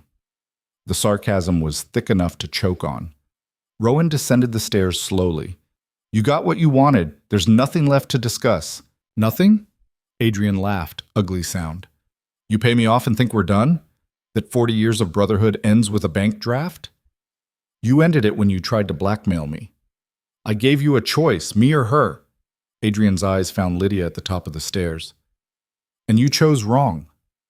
I chose right, Rowan said quietly. For the first time in years, I chose right. She's poison, can't you see that? She's turned you into someone I don't recognize. Good. Because the person I was, the one who let you destroy lives without consequence, he needed to change. Adrian's face twisted. I didn't destroy anything. She came on to me. She wanted... That's enough. Rowan's voice cracked like a whip. You're not welcome in this house. You need to leave. Now. Or what? You'll have your servants throw me out? Your own brother? If necessary, yes. For a moment, Adrian looked genuinely shocked, like he'd finally understood that Rowan meant every word. Then his expression shifted, hardened into something cruel. Fine. I'll go. He straightened his coat with exaggerated care. But you should know, this isn't over. I have friends, Rowan, real friends, people who understand family loyalty, and they're very interested in certain information I have about your wife. Ice slid through Rowan's veins. What information? Letters. Between Lydia and her father before your marriage, discussing the settlement, calculating how much they could extract from you. Very mercenary, very damning. Adrian's smile was poison. Turns out your innocent victim was planning her elevation long before my supposed assault. Rowan's world tilted. He looked up at Lydia. Her face had gone white. That's not... She started. Save it. Adrian pulled a folded paper from his pocket, waved it. I have copies. And unless you want them shared with every newspaper in London, you'll reconsider your position on our relationship. Where did you get those? Lydia's voice shook. Your father's man of business. Took some convincing, but everyone has a price. Adrian's eyes glittered. So, here's the new deal. You restore my allowance, publicly reconcile, and make your wife apologize for her lies, or I destroy what's left of her reputation. Your choice, brother. The silence that followed was deafening. Rowan stood frozen, mind racing. Letters discussing settlement terms would make Lydia look calculating. Mercenary. Would confirm every ugly rumor Adrian had spread. But paying more blackmail, capitulating again, would never end. Adrian would keep coming back, keep finding new leverage, keep twisting the knife. Show me the letters, Rowan said. What? You claim to have damning correspondence. Show me. Adrian hesitated, just for a second, but it was enough. I don't have them on me. Because they don't exist. Rowan moved closer. Or because they don't say what you claim they say? Which is it, Adrian? They exist. I saw them. What did you see? A daughter asking her father for advice? For help negotiating a marriage forced on her by scandal? Is that what you're threatening to expose? Rowan's voice rose. That a woman treated like chattel tried to protect herself legally? It proves she was scheming. It proves she was smart. The words echoed in the hall. Smart enough to know that men like you would try to destroy her. Smart enough to protect herself when no one else would. If you think that makes her calculating, then congratulations. You finally said something true. Adrian's face went red. You're choosing her. Again. I'm choosing the truth. Again. Rowan gestured to the door. Now get out. And if you come back here, if you threaten my wife again, I will destroy you in ways you can't imagine. Brother or not. For a long moment, Adrian just stood there, swaying slightly, looking between Rowan and Lydia like he couldn't quite believe what was happening. Then he turned and stumbled out into the night. The door slammed behind him. Rowan stood in the sudden silence, hands shaking with adrenaline and rage and grief. Behind him, on the stairs, Lydia made a small sound. He turned to find her collapsed on the steps, face buried in her hands, shoulders heaving with silent sobs. Rowan took the stairs 3 at a time. Lydia was still there, curled into herself, shaking so hard he could hear her teeth chattering. He dropped to his knees beside her, reached for her shoulders. Don't. Her voice was muffled against her hands. Don't touch me. I can't do this right now. Lydia, he's right. The words came out broken. Those letters exist. My father and I did discuss the settlement. We calculated how much to ask for, what terms to demand. We treated it like a business transaction because that's what it was. And now Adrian can prove I was exactly what everyone said, a scheming merchant's daughter who trapped a duke. Rowan pulled her hands away from her face gently but firmly. Her eyes were swollen, mascara streaking her cheeks. She looked wrecked. She looked human. Listen to me, he said. I don't care about those letters. You should care. When they come out, if they come out, we'll deal with it. Together. He cupped her face, made her look at him. But Lydia, you have to understand something. You negotiating marriage terms doesn't make you calculating. It makes you intelligent. Any woman in your position would have been a fool not to protect herself legally. That's not how society will see it. Society can go to hell. The vehemence in his voice surprised them both. I mean it. Every person who judges you for trying to survive a situation you didn't create, they can all go straight to hell. A wet laugh escaped her. That's not very ducal of you. I'm tired of being ducal. I'm tired of caring what people think. And I'm especially tired of watching you torture yourself over choices you had every right to make. He wiped her tears with his thumbs. You did nothing wrong. Not then. Not now. Not ever. I lied to you. Her voice broke. About the negotiations. About planning it. I let you think I was just accepting whatever you offered when really I'd calculated exactly how much to demand. You were protecting yourself. That's not lying. That's survival. Rowan pulled her against his chest, held her while she shook. And even if it was lying, even if you'd manipulated me from day one, which you didn't, I'd still choose you over Adrian every single time. Why?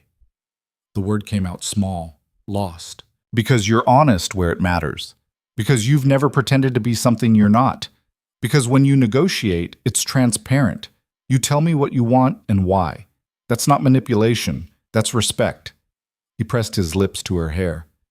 And because I love you. Lydia went completely still. Rowan realized what he'd said. The words he'd been swallowing for weeks had just tumbled out in the middle of a crisis on a staircase while his wife sobbed in his arms. Terrible timing, terrible location, completely true. You don't mean that, Lydia whispered. I absolutely mean it. You can't. We've only been married 3 months. I can count, Lydia. You're just saying it because I'm upset, because Adrian threatened me and you feel protective. I'm saying it because it's true. Rowan pulled back enough to see her face. I love you. I've probably loved you since you negotiated our marriage like a merchant at a market and refused to be grateful for being rescued. I just wasn't smart enough to recognize it. Tears spilled over again, but different this time. You're an idiot. Frequently. And your timing is terrible. I'm aware. And her voice caught. I love you too, which is terrifying because I didn't want to. I wanted to keep my distance and protect myself and not need anyone. But you made that impossible. I'm sorry.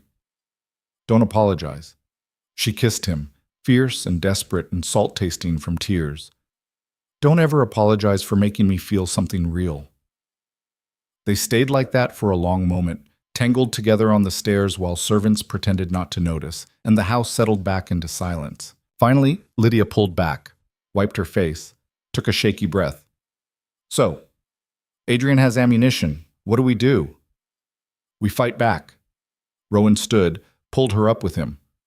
I'm done playing defense. It's time we went on offense. Meaning what? Meaning we stop reacting to Adrian's attacks and start making our own moves. He led her back upstairs, mind already racing. He thinks those letters are leverage. We're going to make them irrelevant. How? By telling the truth first. Before he can. Rowan opened the door to their rooms. We control the narrative. Make it clear you had every right to negotiate terms. Frame it as the intelligent, self-protective action it was. Lydia sank onto the bed. That's insane. Society will crucify me. Some will, others, the ones with functioning brains, will respect you for it.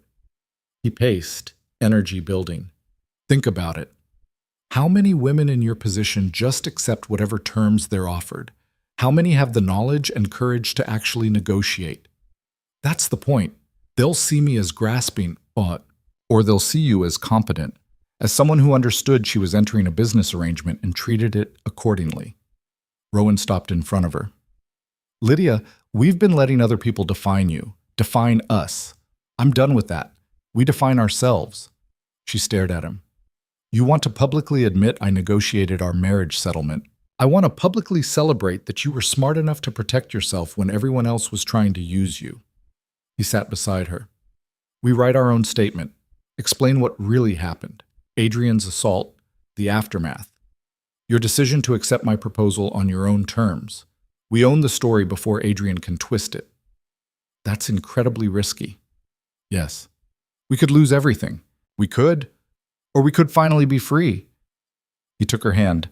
I'm tired of living in fear of what Adrian might reveal, what society might think. I want to live honestly. With you, whatever the cost.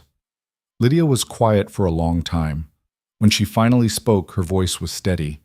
If we do this, there's no going back. I know. We'll be social outcasts. Your family will disown you completely. My father's business could suffer. All possible. And you're willing to risk that? For me, Rowan met her eyes. I'm willing to risk everything for the truth. For you. For us. He squeezed her hand. But only if you are.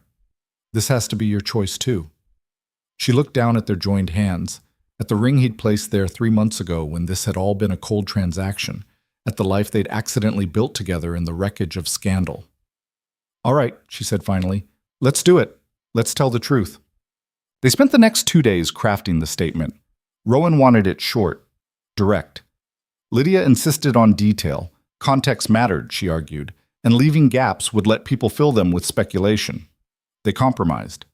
1.5 pages, typed cleanly, signed by both of them. It outlined what had happened at Hartley's party, Adrian's assault, the slander that followed, the marriage offer Rowan had made, and Lydia's decision to accept it on negotiated terms because she understood the reality of her situation.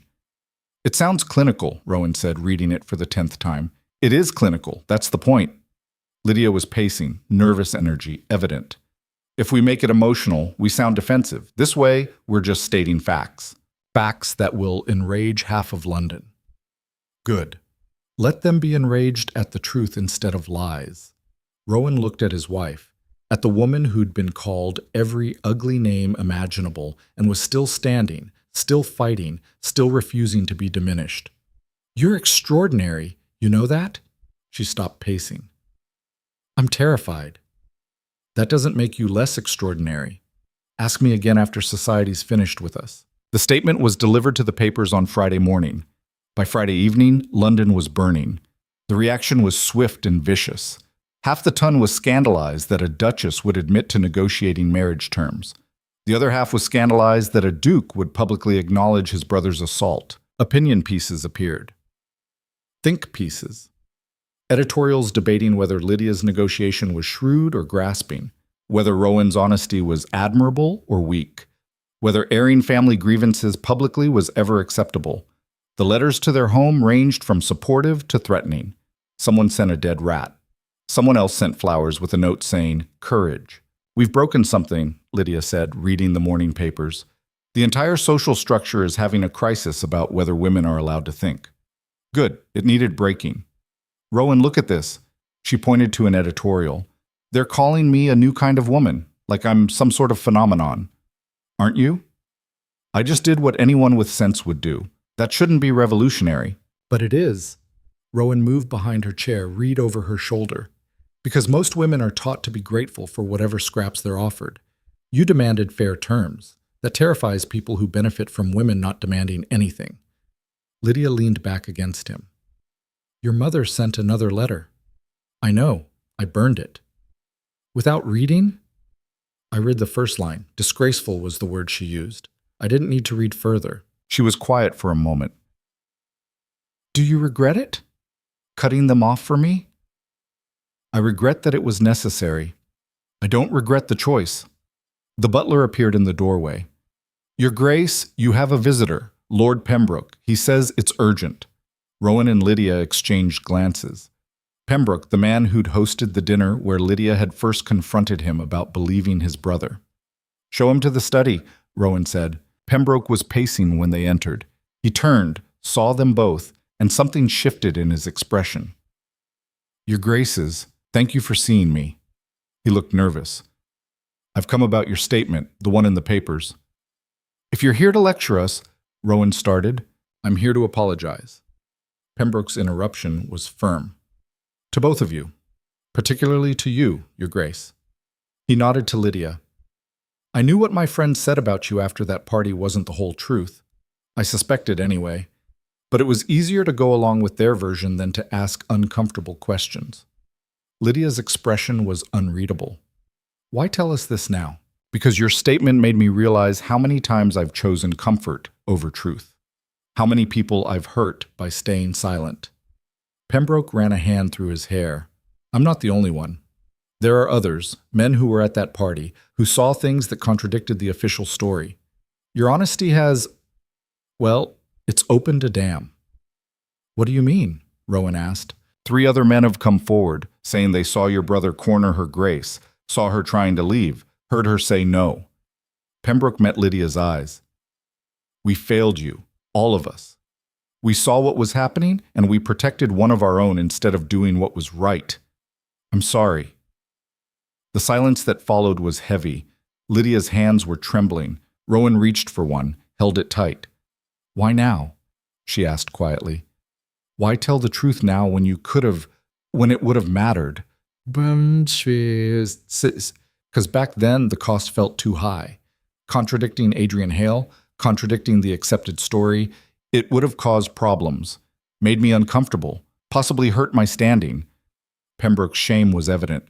But your statement reminded me that some costs are worth paying, that integrity matters more than comfort. Pretty words, Lydia said, but they don't undo the damage. No, they don't. Nothing can. Pembroke pulled out a folded paper. But I've written my own statement, detailing what I saw that night, what I failed to do about it. I'm having it published in tomorrow's papers. He handed it to Rowan, who scanned it quickly. It was detailed, damning. It corroborated everything Lydia had said and contradicted everything Adrian had claimed. This will destroy your reputation, Rowan said. I know, but keeping silent has destroyed my ability to sleep at night. Pembroke looked at Lydia. I can't fix what I broke, but I can at least tell the truth now, for whatever that's worth. Lydia took the paper from Rowan, read it herself. When she looked up, her eyes were bright, but her voice was steady. It's worth something, not everything, but something. After Pembroke left, they stood in the study holding each other. This is going to change things, Lydia said against Rowan's chest. Yes. Adrian he'll lose everything when these statements publish. He lost everything when he chose pride over honesty. Rowan kissed the top of her head. This is just the world catching up to reality. Over the next week, 4 more men came forward with similar statements, all of them admitting they'd known the truth, all of them confessing they'd stayed silent. The papers, predictably, went insane. Conscience of the Ton, read one headline. When silence becomes complicity, read another. Lydia became an unlikely symbol. The woman who'd refused to accept society's narrative and forced everyone to confront uncomfortable truths. They're making me into some kind of heroine, she said, reading yet another editorial praising her courage and dignity. You are a heroine, Rowan said. I'm just someone who got tired of being lied about. Same thing. Not everyone was supportive, of course. Adrian's remaining friends rallied around him, calling the statements a coordinated attack, claiming persecution, insisting he was the real victim. But their voices grew fainter as more evidence emerged. Servants from Hartley's house who'd seen Lydia leaving a room in obvious distress. A maid who'd heard Adrian boasting the next morning about teaching the merchant's daughter her place. The truth, once it started coming out, couldn't be stopped. And Adrian disappeared. He left London, Rowan's solicitor reported, 2 days ago. No one knows where he went. Lydia, surprisingly, looked troubled. Is he all right? After everything he's done, you're concerned about his welfare? Rowan couldn't quite keep the incredulity from his voice. I don't want him to hurt himself. There's a difference between wanting accountability and wanting destruction. She set down her tea. He's still your brother, Rowan. I know you've cut ties, but nothing. He made his choices. He's living with the consequences. Which are? Social exile, financial ruin, the permanent destruction of his reputation. Rowan's voice was flat. Everything he tried to do to you. Lydia was quiet for a moment. Does that make you feel better? The question caught him off guard. Did it? Watching his brother brought low, forced to face what he'd done, there should have been satisfaction in it. Instead, Rowan just felt tired. No, he admitted. It makes me feel like I failed him, years ago, when it might have mattered. You didn't fail him. He failed himself. Maybe, but I enabled it, made excuses, cleaned up messes instead of making him face consequences. Rowan sank into a chair. If I'd been harder on him earlier, maybe he'd have learned, or maybe he'd have resented you and done worse. Lydia moved to him, ran her fingers through his hair. You can't save people from themselves, Rowan. Trust me. I've tried with friends who made terrible choices. At some point, they have to want to change. Did Adrian want to change? I don't think he thought he needed to. That was the problem. They sat in silence for a while. Outside, London was still buzzing about the scandal. Inside, two people who'd been strangers 4 months ago held each other and mourned what might have been. The real turning point came from an unexpected source. Marcus Carraway, Lydia's father, published his own statement. A businessman's perspective on why his daughter had negotiated marriage terms and why any intelligent person in her position would have done the same. Marriage is a contract, he wrote.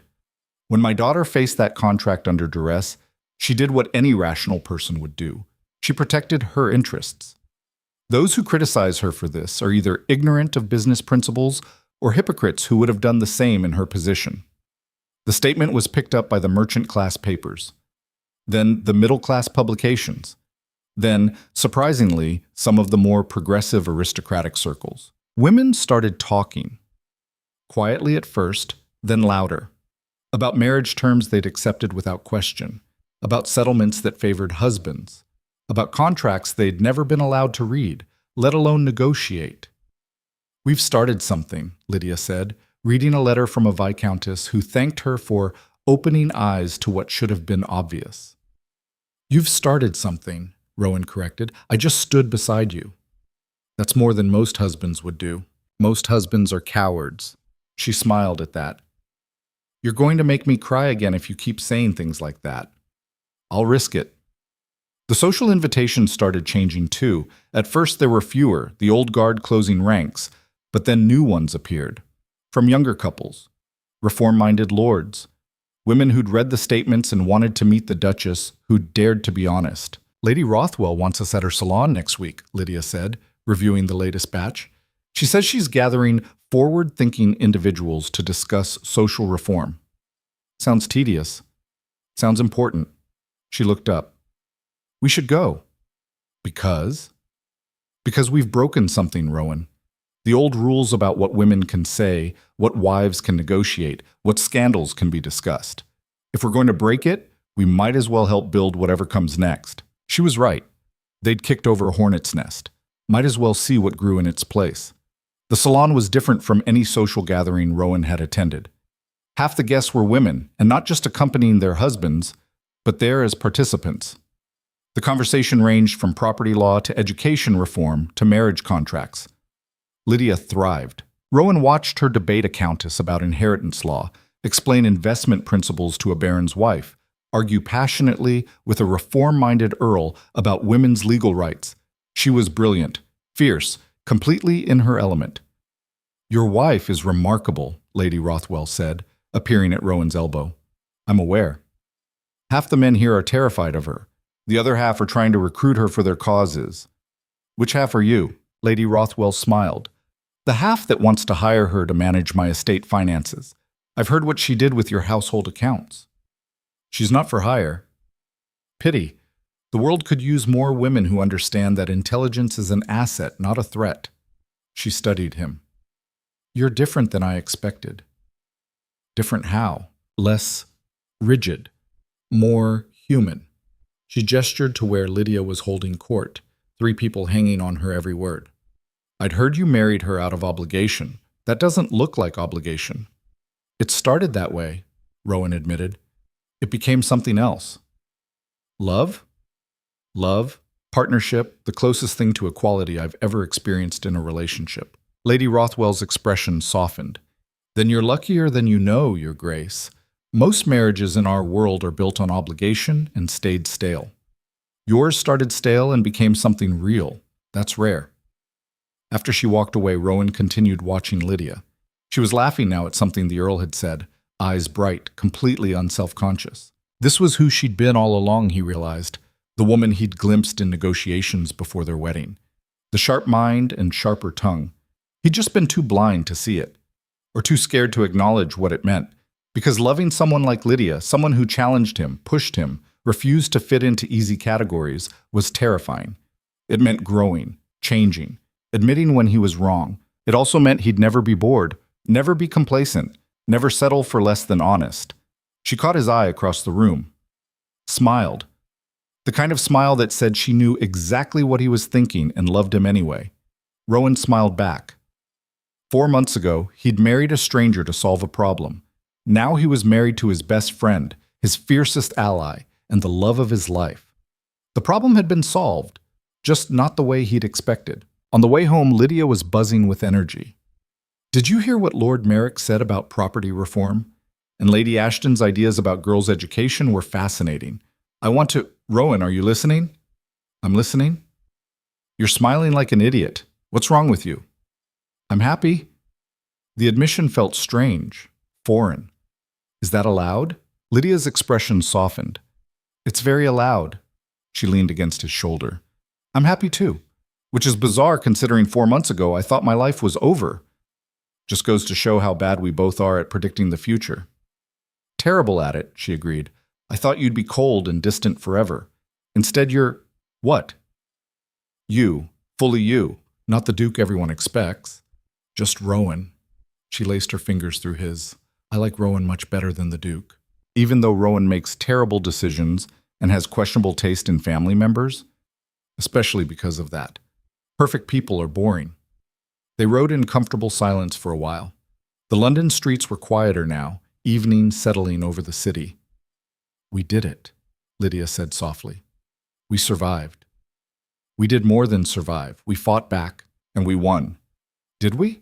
Adrian's still out there. Your family still hates me. Society is still divided. Yes. But we're together. We're honest. And we're building something new. Rowan kissed her temple. That feels like winning to me. Lydia was quiet for a moment. Then, I'm pregnant. The world stopped. Rowan pulled back, stared at her. What? I'm pregnant. About 6 weeks, the doctor thinks. I found out this morning, and I was trying to find the right moment to tell you, but apparently now is the right moment because I just blurted it out in a carriage. She was babbling, nervous, watching his face like she was afraid of what she'd see there. Rowan couldn't speak, couldn't breathe, couldn't do anything except stare at this woman, this extraordinary, impossible woman, who'd just told him they were going to be parents. Say something, Lydia whispered. You're scaring me. I love you. The words came out rough. I love you so much it terrifies me. And now we're having a child, and I'm going to be a father, and I have no idea how to do any of this, but He pulled her close, held her tight. I'm so happy I could burst. Lydia laughed, relieved and delighted. That's the most coherent thing you've said all evening. I'm in shock. Give me a minute to form sentences. Take all the time you need. But Rowan didn't need time. Didn't need to think or plan or strategize. He just needed this. Her. The future they were building together. Everything else would figure itself out. The pregnancy changed everything and nothing. Lydia was sick most mornings, not the delicate kind of sick society ladies whispered about, but the kind that had her gripping the basin and swearing colorfully while Rowan held her hair back. This is humiliating, she said after one particularly bad episode. This is human. He handed her a damp cloth. And for what it's worth, you swear better than most sailors. That's not comforting. It wasn't meant to be comforting. It was meant to be true. She managed a weak smile. I hate you. You love me. That too. The news spread through London like wildfire. The scandalous Duchess of Ashford was expecting an heir.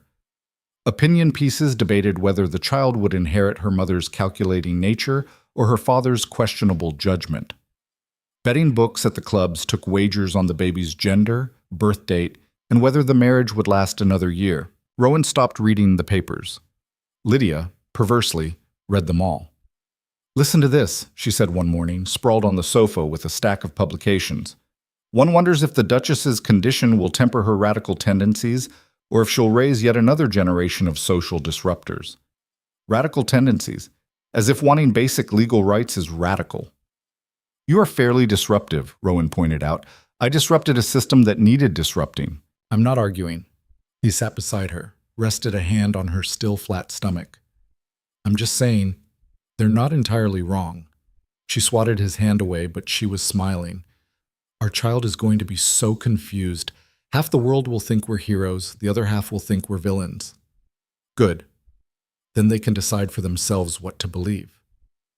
What if they decide we're villains? Then we'll have raised a child with critical thinking skills. I'll take it. The pregnancy wasn't easy. Lydia was exhausted and irritable, and her body was doing things that mortified her. Rowan learned to bring ginger tea without being asked, and to know when she needed space versus when she needed him to just sit quietly beside her. I'm a nightmare, she said one evening, tears streaming down her face for no reason she could articulate. You're growing a human. You're allowed to be a nightmare. That's not how society works. I'm supposed to be glowing and serene and society can go to hell. We've established this. She laughed through the tears. You say that a lot now. Because it's true a lot now. But the real shock came in the 6th month, when a letter arrived from an unexpected source, Rowan's mother. He stared at the envelope for a long time before opening it. Lydia watched from across the breakfast table, chewing her toast slowly. You don't have to read it, she said. I know. She's been awful to you, to us. You have every right to burn it. I know that too. But his hands were already breaking the seal. The letter was short. 3 paragraphs. His mother's handwriting, precise and controlled as always. Rowan, I've been following the developments regarding your wife and your brother with what I can only describe as growing shame. Not at you, as I'm certain you expect, but at myself. I raised Adrian to believe his charm could excuse his behavior. I raised you to believe duty mattered more than truth. I was wrong on both counts, and the damage I've done to both my sons is incalculable. I don't expect forgiveness. I don't deserve it. But I wanted you to know that I've read the statements, all of them. And I believe your wife. I should have believed her from the beginning. I'm sorry I didn't. Your mother. Rowan read it twice. 3 times. Trying to find the manipulation, the hidden criticism. It wasn't there. What does she say? Lydia asked quietly. He handed her the letter, watched her face as she read it, saw surprise, suspicion, and finally something that might have been cautious hope. She believes me, Lydia said slowly. Apparently. Do you think she means it? I don't know. Rowan took the letter back, folded it carefully. My mother doesn't apologize. Ever. For her to write this means either she's sincere or she's angling for something. Probably both. He set the letter aside. What do you want to do? Lydia was quiet for a long moment, one hand resting on her rounded belly. I want to meet her. Hear her say it to my face. That could go badly. Most things in our life could go badly. We do them anyway. She had a point. The meeting was arranged for the following week. Neutral ground. A tea room in Mayfair that Rowan's mother favored. Lydia dressed carefully, choosing a dress that accommodated her pregnancy without hiding it. I'm not going to pretend I'm not carrying your grandchild, she said when Rowan suggested something looser. She can either accept reality or not. They arrived early. Rowan's mother arrived exactly on time, because of course she did. Margaret Hale had aged in the months since Rowan had last seen her. New lines around her eyes. Gray in her hair she wasn't bothering to hide. She looked smaller somehow, diminished. She saw them, hesitated, then approached. Rowan. Her voice was steady but quieter than he remembered. Your Grace. The formal address to Lydia was pointed, respectful. Mother? Rowan stood, pulled out a chair. Please, sit. The silence that followed was excruciating. Tea was ordered, poured. No one drank it. Finally, Margaret spoke. I don't know how to do this. Do what? Lydia asked. Apologize. Admit I was wrong. I've spent 60 years being certain I was right about everything. She looked directly at Lydia. But I was wrong about you. Completely wrong. And I'm sorry. Lydia's fingers tightened around her teacup. What changed your mind? The statements, Pembroke's especially. I've known James Pembroke since he was a boy. He's many things, but he's not a liar. Margaret's hands twisted in her lap. And then your father's piece, the business perspective. It made me realize I'd been judging you for being intelligent, for protecting yourself. Things I'd have praised in a man. Why didn't you believe me from the start? The question came out harder than Lydia probably intended, but she didn't soften it. Because believing you meant accepting that Adrian, Margaret's voice caught, that my son had done something unforgivable, that I'd failed to raise him properly. That was easier to blame you than to face my own failures. That's not an excuse. No, it's not. Margaret met her eyes. There is no excuse. I chose comfort over truth. I chose protecting my image of my family over protecting a woman who'd been wronged. I was a coward. The stark honesty of it seemed to surprise everyone, including Margaret herself. Rowan watched his mother, this woman who'd ruled their household with iron certainty, who'd never admitted fault, who'd frozen him out for months, sit there and strip herself bare. I'm going to be a grandmother, Margaret said quietly, looking at Lydia's belly. If you'll allow it. That's not up to me, Lydia said. It's up to your grandchild, and Rowan. Margaret turned to him. Rowan? He'd imagined this conversation 100 times. Imagined telling his mother exactly what he thought of her choices. Her coldness. Her willingness to sacrifice Lydia to maintain appearances. But looking at her now, at this woman who'd just done something he'd never seen her do, admit she was wrong, anger felt pointless. I need to know it's real, he said. That this isn't just about wanting access to your grandchild. That you actually believe Lydia. That you understand what Adrian did was wrong. It's real. Margaret's voice was firm. I've cut Adrian off completely. Changed my will. He's no longer welcome in my home. If that's not enough proof. It's a start. Rowan reached for Lydia's hand. But trust is earned. You'll have to earn it. I know. Margaret looked at their joined hands. I'd like to try. If you'll let me. Lydia was quiet for a long moment. Rowan could feel the tension in her body, the war between wanting to believe and protecting herself from more hurt. One chance, she said finally. You get one chance to prove you mean this. If you falter, if you make excuses for Adrian, if you turn on me again, I won't. You don't know that. None of us know how we'll react until we're tested. Lydia's grip on Rowan's hand tightened. But I'm willing to let you try. For the baby's sake. And for Rowan's. Something in Margaret's face crumpled. Thank you. Don't thank me yet. I'm not easy to deal with. I'm beginning to understand that. For the first time, Margaret smiled, small, tentative. My son seems to thrive on it. He does, Lydia agreed. He's very strange that way. Rowan found himself smiling despite everything, despite the tension and the history and the fear that this reconciliation might fall apart. Because this, his wife and his mother talking like human beings, felt like a kind of miracle. They talked for another hour. Careful conversation, testing boundaries. Margaret asked about the pregnancy. Lydia, after some hesitation, answered. They discovered a shared interest in estate management, in financial planning, in the absurdity of embroidery as a required accomplishment. I've always hated it, Margaret admitted. Terrible waste of time when you could be reading. Finally, someone who understands, Lydia said. When they parted, Margaret touched Lydia's arm gently. I meant what I said. I'm sorry. For all of it. I know. Lydia's voice was soft. I'm just not ready to forgive yet, but I'm willing to move forward. That's more than I deserve. After Margaret left, Rowan and Lydia sat in the carriage in silence. That was unexpected, Lydia said finally. Completely. Do you think she meant it? I think she's trying to mean it. Whether she succeeds, Rowan shrugged. Time will tell. Your family is complicated. All families are complicated. Some are just better at hiding it. Lydia leaned against his shoulder.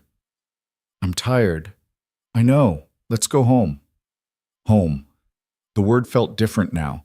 Not just a house or a title, but a place they'd built together, a refuge they'd fought for. The baby was born on a cold November evening, arriving 3 weeks early and screaming loud enough to wake half of Mayfair. The labor was brutal. 20 hours of Lydia gripping Rowan's hand hard enough to bruise, swearing at him in ways that would have scandalized the midwife if she hadn't heard worse. I hate you, Lydia gasped between contractions. You love me. I'm going to kill you after this. That's fair. When the baby finally came, a girl, small but fierce, with Lydia's eyes and a temper that made the doctor laugh, Rowan felt something in his chest crack open. She's perfect, he whispered. She's purple and screaming, Lydia said, but she was crying and smiling and reaching for the baby with shaking hands. Oh, look at her. They named her Catherine. No family names, no political considerations. Just Catherine, because Lydia liked how it sounded, and Rowan liked how Lydia looked when she said it. The announcement caused predictable chaos. London's betting books paid out. Opinion pieces debated what this meant for the succession. Someone sent a congratulatory bouquet with a dead mouse hidden inside. Rowan threw it out and banned that particular lord from their home. I'm starting a list, he told Lydia. People who are decent to us, and people who aren't. The second group doesn't get to meet Catherine. That's petty. I'm feeling very petty. Our daughter isn't going to grow up around people who think her mother is acceptable. Lydia, holding Catherine and looking exhausted and radiant, smiled. I love when you're petty. It's very attractive. Everything I do is attractive to you right now. You're sleep deprived. That too. The visitors started arriving the next day. Lady Rothwell with baby clothes, Lord Merrick with a silver rattle, Pembroke with an awkward apology and a children's book. Margaret came with nothing but herself. I didn't know what to bring, she said, standing in the doorway looking uncertain. Everything seemed inadequate. Come meet your granddaughter, Lydia said. That's enough. Margaret approached the bassinet like it contained something explosive, looked down at the sleeping baby. Something in her face softened completely. She's beautiful. She's 7 pounds of fury and appetite, Lydia said. But yes, she is. May I? Margaret hesitated. May I hold her? Lydia glanced at Rowan. He nodded slightly.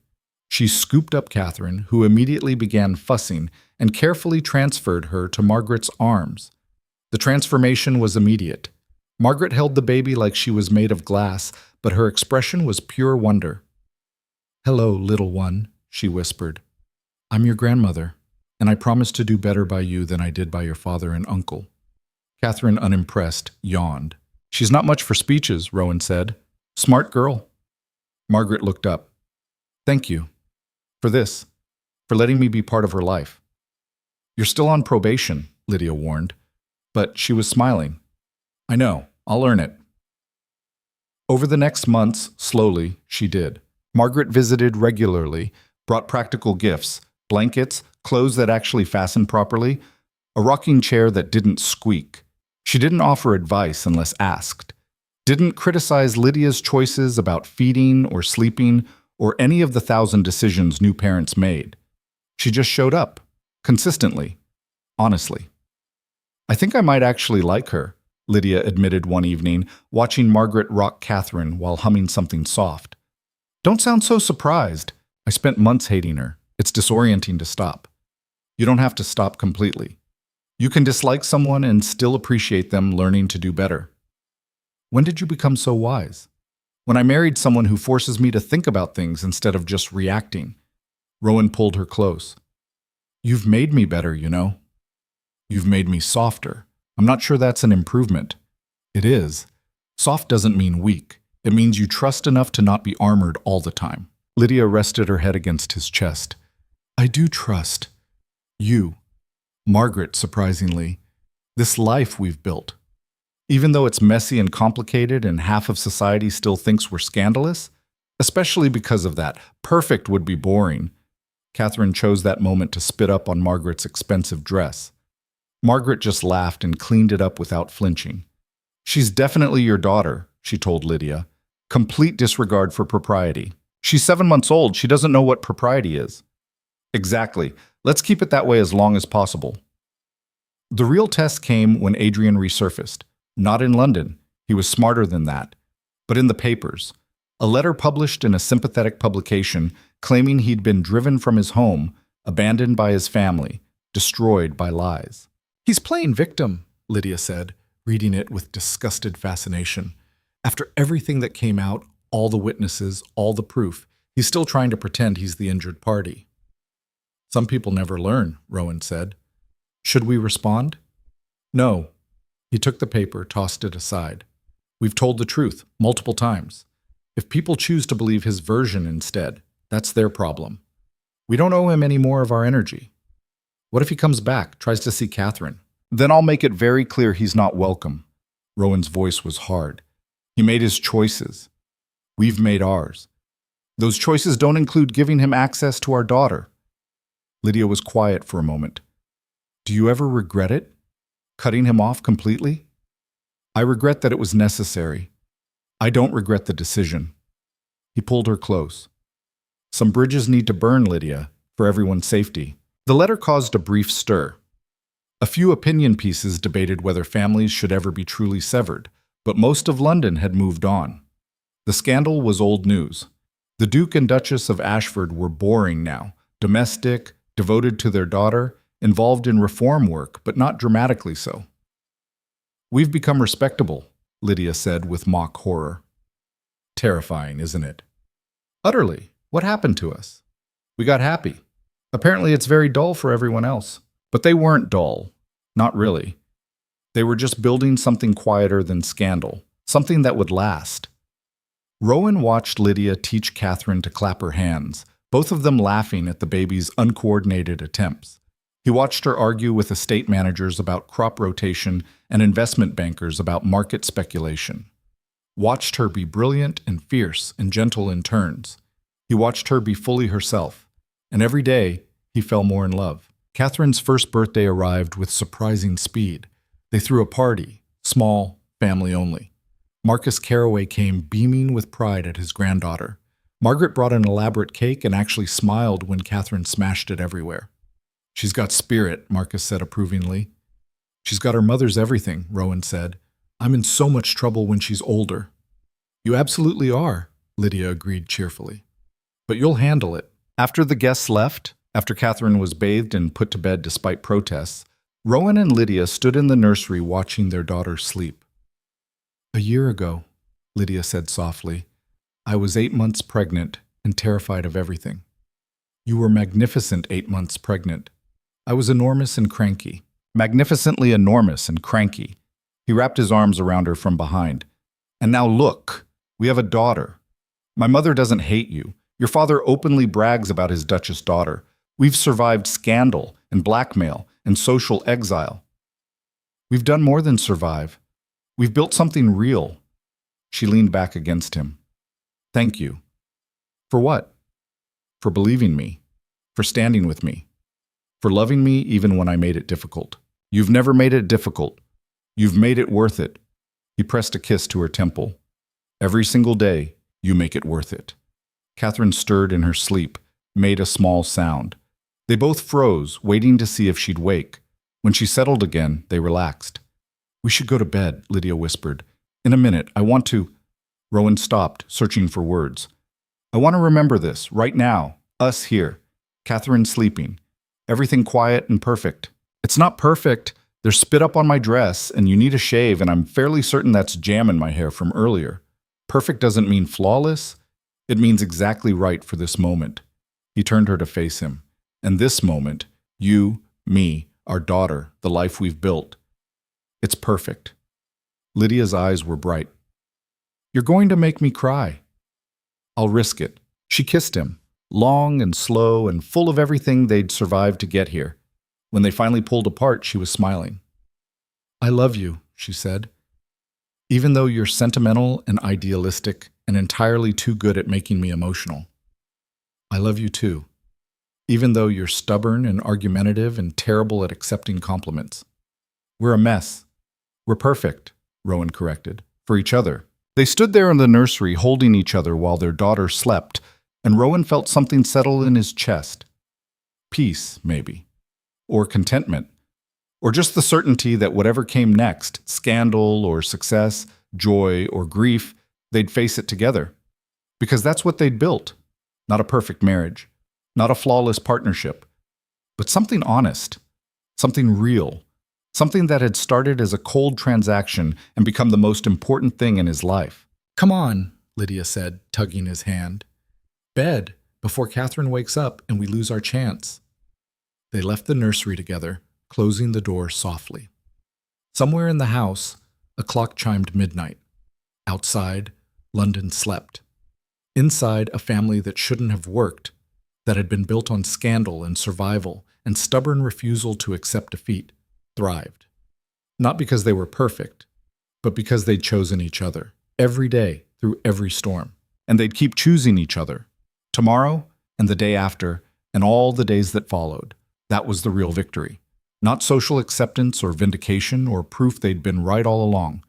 Just this: the choice to love, to trust, to build something true in a world that prized appearances over reality. In the bedroom, Lydia turned to him with that smile he'd learned to recognize, the one that said she was done talking and ready for other things. "Stop thinking so hard," she said. "I'm reflecting on our journey." "Reflect later. Right now, I know what you want." He pulled her close. "And I'm very happy to provide it." "Good. Because motherhood hasn't made me patient. Motherhood hasn't made you anything you weren't already. Just more of it." "Is that a compliment?" "It's an observation." He kissed her neck. "And yes, it's a compliment." Later, lying in the darkness with Lydia curled against him, Rowan thought about the path that had brought them here. The mistakes, the pain, the moments where everything could have fallen apart. But it hadn't, because they hadn't let it. And that, in the end, was all that mattered. Not the scandal that had forced their marriage, not the battles they'd fought, not even the vindication they'd eventually earned. Just the choice to keep showing up, keep trying, keep loving each other through the mess. "Rowan?" Lydia's voice was drowsy. "Thank you for marrying me. Even if you did it for the wrong reasons at first. Thank you for negotiating terms, even if it scandalized half of London." She laughed softly. "We're never going to be normal, are we? Not even a little bit." "Good." She pressed closer. "Normal sounds boring anyway." Outside, the city continued its endless rhythm. Inside, two people who'd started as strangers held each other and slept. And in the nursery down the hall, their daughter dreamed of whatever one-year-olds dreamed of, probably cake and mischief. The Duke's cold bride had become the Duke's beloved wife. The merchant's daughter had become a duchess who changed society's rules. And together, they'd built something that would outlast every scandal, every whisper, every attempt to tear them apart. Not a perfect love story, just a true one. And that was more than enough.